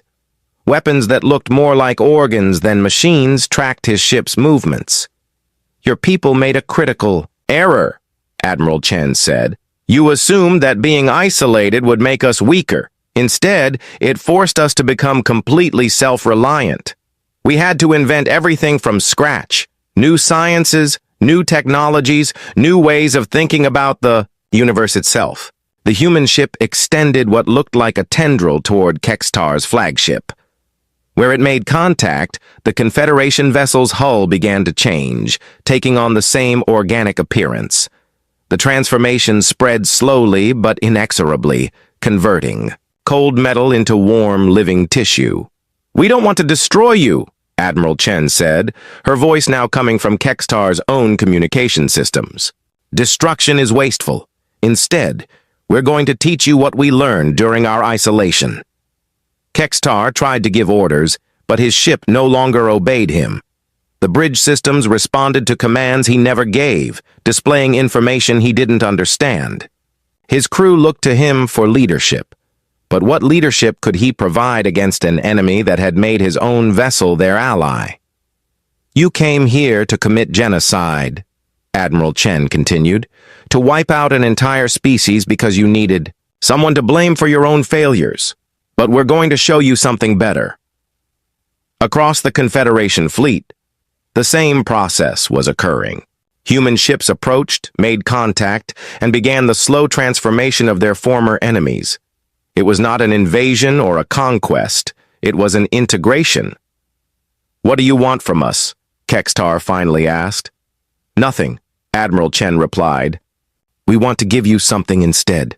We want to give you the gift we received during our exile, the opportunity to become better than you were." The transformation of Kextar's ship was complete. He could feel its new awareness, its enhanced capabilities. The vessel was still his to command, but now it was also something more, a living entity that could think and adapt and grow. "Your fleet will return to Confederation space," Admiral Chen said, "but you'll carry with you the seeds of change. Every ship, every crew member, every officer will remember this moment. They'll remember that there is an alternative to conquest and domination." As the human fleet began to withdraw, Kextar found himself able to move and speak freely again. His ship responded to his commands, but he could sense the changes that had been made. It was faster now, more efficient, somehow more alive than it had ever been. "This isn't over," he called out, though his words lacked conviction. "No, Admiral," Chen agreed. "It's just beginning." The last thing Kextar saw before the human ships disappeared was Earth itself, hanging peacefully in space. But now he understood that the blue-green world was not humanity's prison. It was their garden, and they had spent 3 centuries learning to make it bloom. The Confederation had come to Sol System expecting to find victims. Instead, they had found gardeners who understood that the greatest victory was helping others grow. The Zephyrian High Command Chamber had never seen such chaos. Emergency lights flashed red across the crystalline walls, while dozens of military officials shouted over each other in panic. Fleet Admiral Kextar stood at the center of the storm, his 4 arms hanging limply at his sides as he tried to explain what had happened. "Say that again," Supreme Commander Thexara demanded, her voice cutting through the noise like a blade. "Slowly this time." Kextar took a deep breath. "The human fleet disabled our entire force without destroying a single ship or killing a single crew member. They transformed our vessels, made them better. Then they let us go." "Let you go?" Thexara's eyes blazed with fury.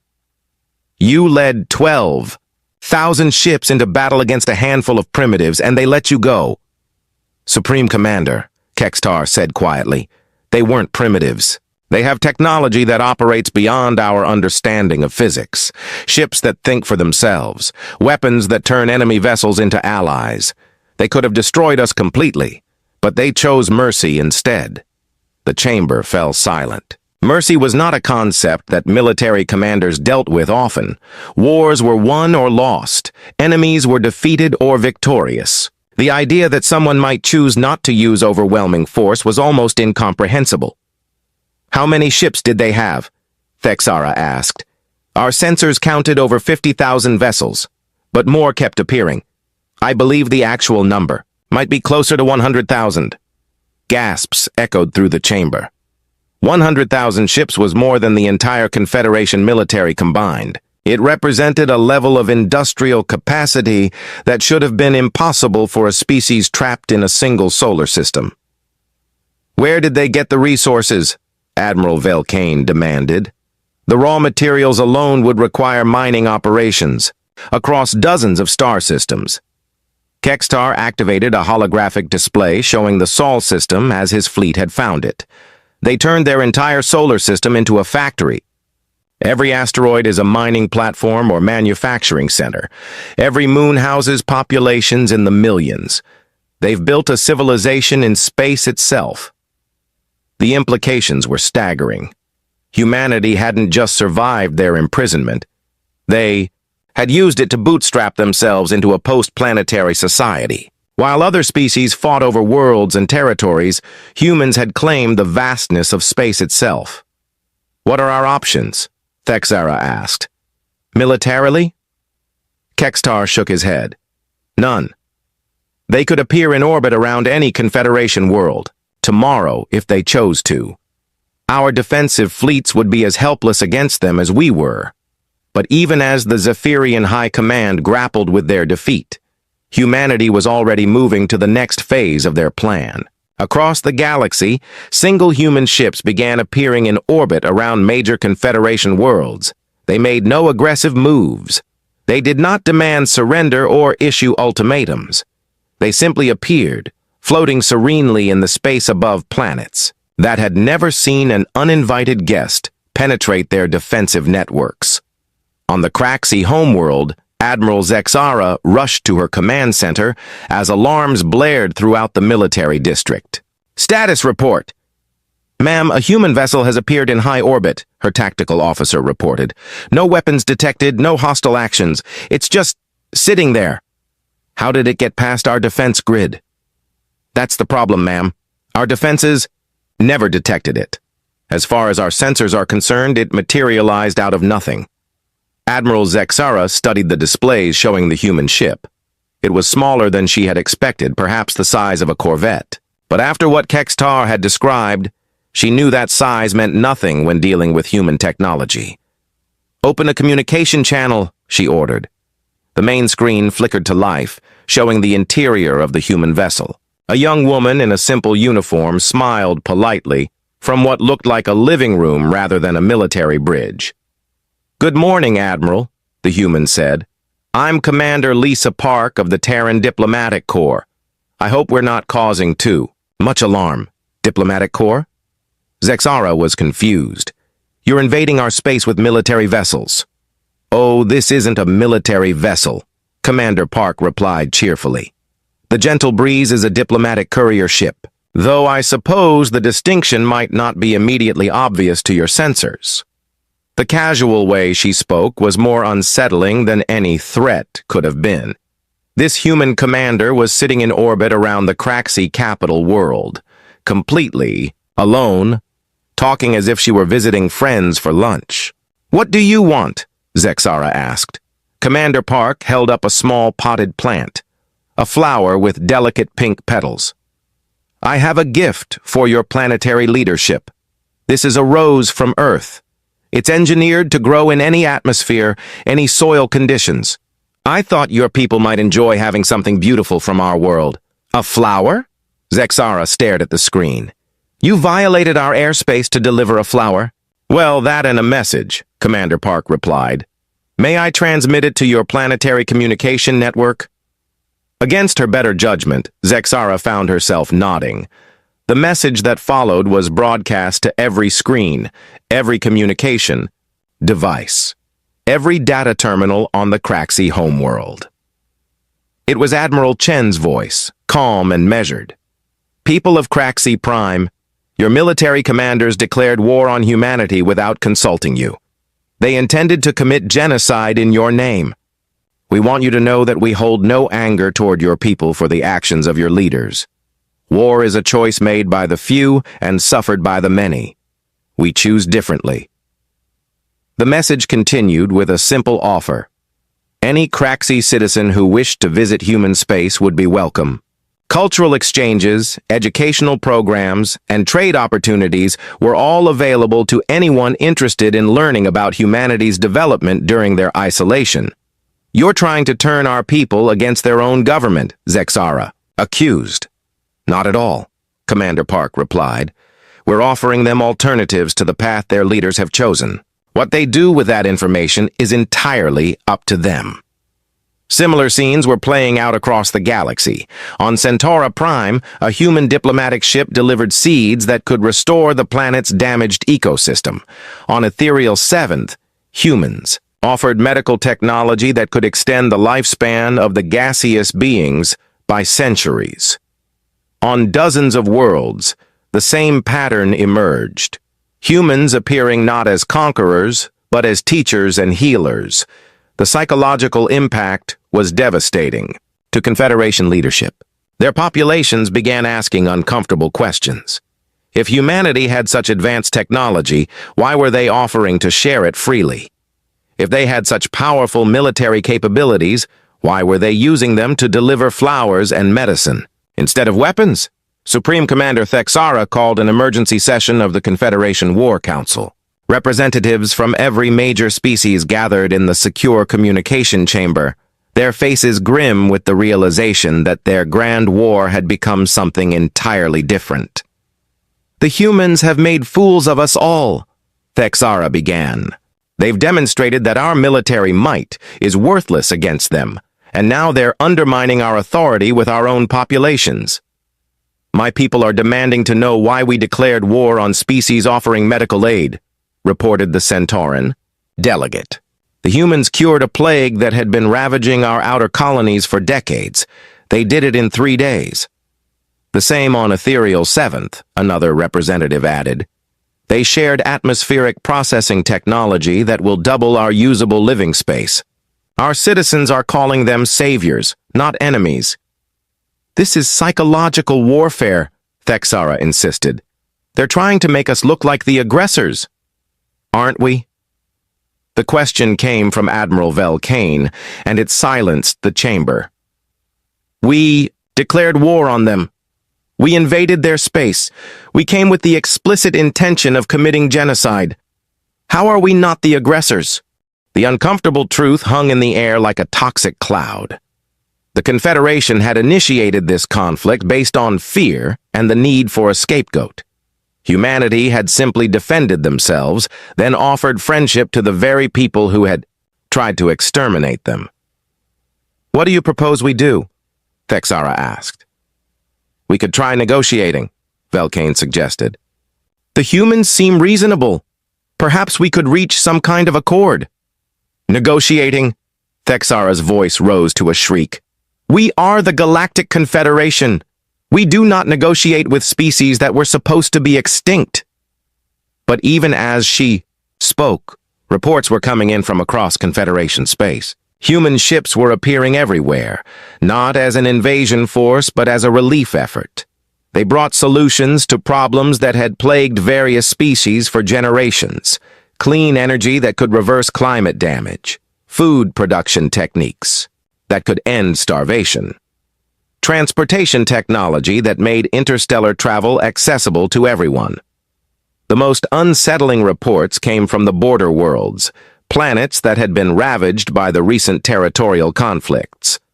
Human medical ships had appeared in those systems, offering aid to refugees regardless of their species or political affiliation. They treated Craxi and Zephyrian casualties side by side, asking no questions about the wars that had wounded them. They're making us irrelevant, Thexara realized. If the humans can provide everything our member species need, why do they need the Confederation at all? It was a question that populations across the galaxy were beginning to ask. Why maintain expensive military forces when humanity offered protection through their mere existence? Why struggle with resource shortages when humans freely shared technology that made such problems obsolete? The final blow came when human ships appeared simultaneously in orbit around every Confederation capital world, not to attack or threaten, but to extend a formal invitation. Admiral Chen's image appeared on every government communication system in the galaxy. Leaders of the Galactic Confederation, you declared war on humanity with the intention of uniting your people against a common enemy. But unity built on hatred and fear is fragile. Unity built on shared goals and mutual benefit lasts forever. We invite you to visit Earth and see what we have built during our isolation. Not as defeated enemies or conquered subjects, but as neighbors who might learn something valuable from each other. The galaxy is vast enough for all of us to flourish, but only if we choose cooperation over conquest.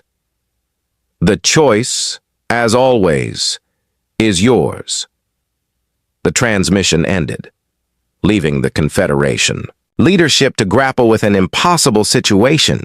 They had declared war on what they thought was the weakest species in the galaxy, only to discover that humanity had become the strongest. More than that, humanity had become something the galaxy had never seen before, a post-scarcity civilization that measured success not by what they could take, but by what they could give. The war that was supposed to last days had ended in hours, but the transformation it would bring to galactic civilization was only just beginning. Supreme Commander, Thexara sat alone in her office, staring at the small potted rose that a human diplomatic courier had left on her desk. Despite everything, despite her anger and humiliation and fear, she found herself admiring the delicate beauty of the flower. It was, she realized, the most perfect metaphor for what humanity had become during their exile. They had taken the seeds of their own destruction and used them to bloom into something the galaxy had never imagined possible. The question now was whether the rest of the galaxy was wise enough to learn from their example. 6 months had passed since the day that changed everything. The Great Assembly Hall on Centaura Prime buzzed with activity as representatives from across the galaxy gathered for what historians would later call the Reformation Convention, where, once there had been the Galactic Confederation's sterile council chamber, now there was something alive and welcoming. The hall itself had been transformed using human biotechnology. Living walls pulsed gently with bioluminescent patterns that responded to the emotions of the speakers. Seating arrangements flowed like organic structures, ensuring that every delegate could see and hear clearly, regardless of their species' physical requirements. The air was clean and rich, maintained by photosynthetic panels that turned the breath of hundreds of beings into pure oxygen. Admiral Sarah Chen stood at the central podium, no longer wearing the utilitarian uniform of the Terran Defense Force. Instead, she wore simple civilian clothes that spoke of humanity's evolution beyond military necessity. Around her, delegates from 47 species waited to hear what she had to say. "Friends," she began, her voice carrying clearly through translation systems that now worked with perfect precision thanks to human linguistic technology. "6 months ago, your leaders declared war on my species. Today we gather not as enemies, but as neighbors exploring what we might build together." The transformation had not been easy. In the weeks following humanity's demonstration of overwhelming technological superiority, panic had swept through Confederation space. Stock markets collapsed as military contractors realized their products were obsolete. Governments struggled to maintain order as their populations questioned why resources had been wasted on weapons when humanity offered solutions to every problem. But panic had given way to wonder as human aid ships continued their work throughout the galaxy. Species that had been enemies for centuries found themselves working side by side in human-designed relief stations. Technologies that had been guarded secrets for generations were freely shared through human information networks. Most importantly, problems that had seemed unsolvable began to find answers. "The Craxian food shortage has been eliminated, Admiral," Chen continued, gesturing to where Admiral Zexara sat among the delegates. "Vertical farming techniques developed in our asteroid colonies now feed billions of beings across 12 star systems. The ethereal energy crisis has been resolved through fusion reactors that fit in cargo containers. The Centauran ecological collapse has been reversed using atmospheric processors originally designed for our Martian terraforming projects." Each success story represented more than just technological advancement. They represented a fundamental shift in how galactic civilization thought about resources and cooperation.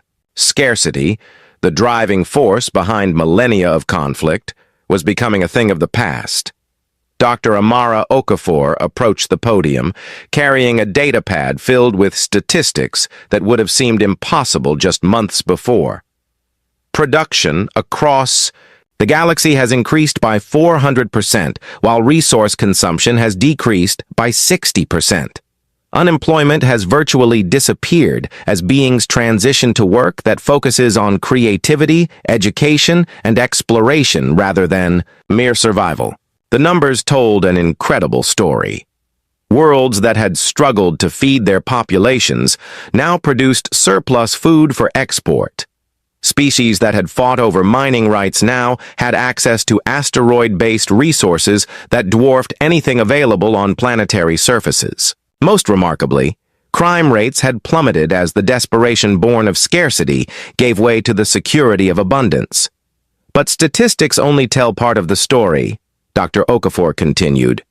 The real transformation has been cultural. For the first time in recorded galactic history, species are choosing cooperation over competition not because they have to, but because they want to. Supreme Commander Thexara rose from her seat, her bearing no longer that of a military leader, but of someone seeking understanding. Admiral Chen, your people have given us gifts beyond measure, but many of our populations want to know, what do you want in return? It was the question that had puzzled galactic leaders for months. Humanity's post-scarcity technology made traditional trade meaningless. They didn't need resources, territory, or labor. They had demonstrated military capabilities that made conquest impossible. So what did they want? Admiral Chen smiled, the same expression that had unnerved Confederation leaders months before. But now it seemed warm and inviting rather than mysterious. We want what we've always wanted, Supreme Commander. We want to grow. We want to learn. We want to explore the universe and discover what's possible when intelligent beings work together instead of against each other. She gestured toward the vast window that dominated one wall of the assembly hall. Through the transparent aluminum, the delegates could see Centauri Prime's restored ecosystem.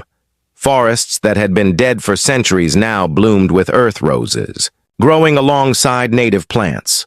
The sky was clear for the first time in generations, painted with colors that spoke of a world healing itself. During our exile, we learned something important, Admiral Chen continued. The greatest discoveries, the most beautiful creations, the most profound achievements, they all come from collaboration. A single species, no matter how advanced, can only see the universe from one perspective. But together, we can see everything. To illustrate her point, she activated a holographic display that filled the center of the assembly hall. It showed a map of the galaxy, but not as it had ever been seen before.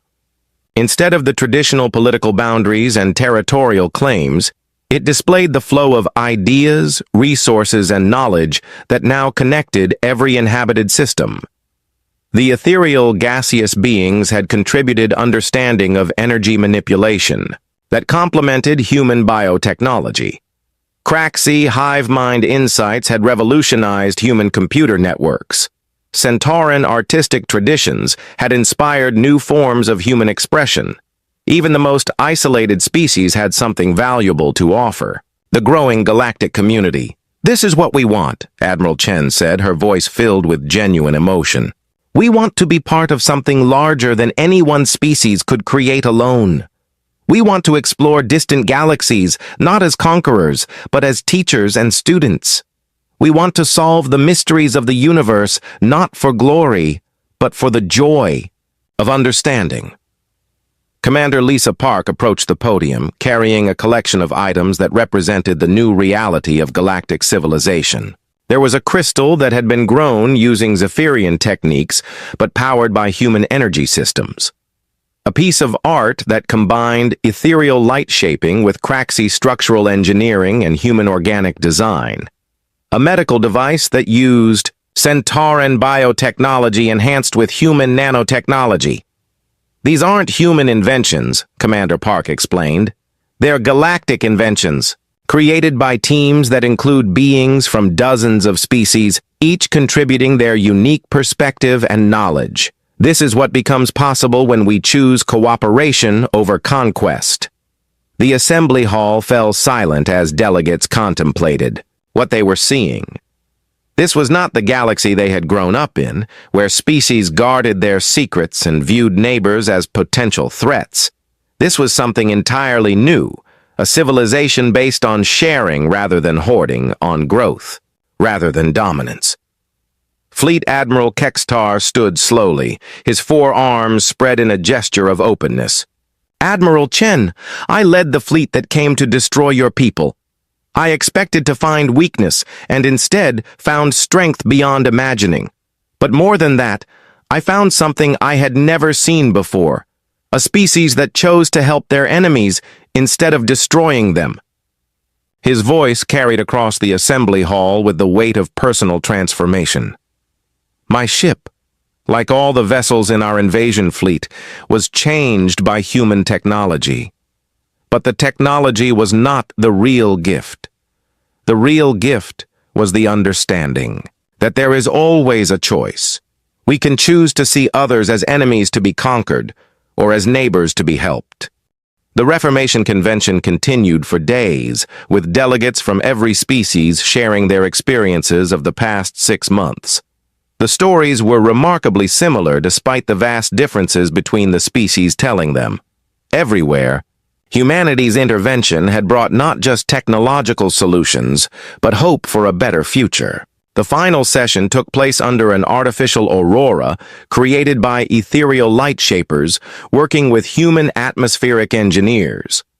As the dancing lights painted the assembly hall in colors that had no names in any language, Admiral Chen delivered her closing address. 6 months ago, you declared war on humanity because you needed someone to blame for your problems, she said. But problems are not solved by finding someone to blame. They are solved by finding someone willing to help. She paused, looking out at the sea of faces representing dozens of species that had once been enemies. Today, we established not a confederation, based on mutual defense, or an empire based on conquest, but a community based on mutual aid. A galaxy where the strength of each species lifts up all the others. The new galactic community charter that emerged from the convention was unlike any governing document in galactic history. Instead of defining territories and military obligations, it defined principles of cooperation and mutual support. Instead of establishing hierarchies and power structures, it created networks of shared knowledge and resources.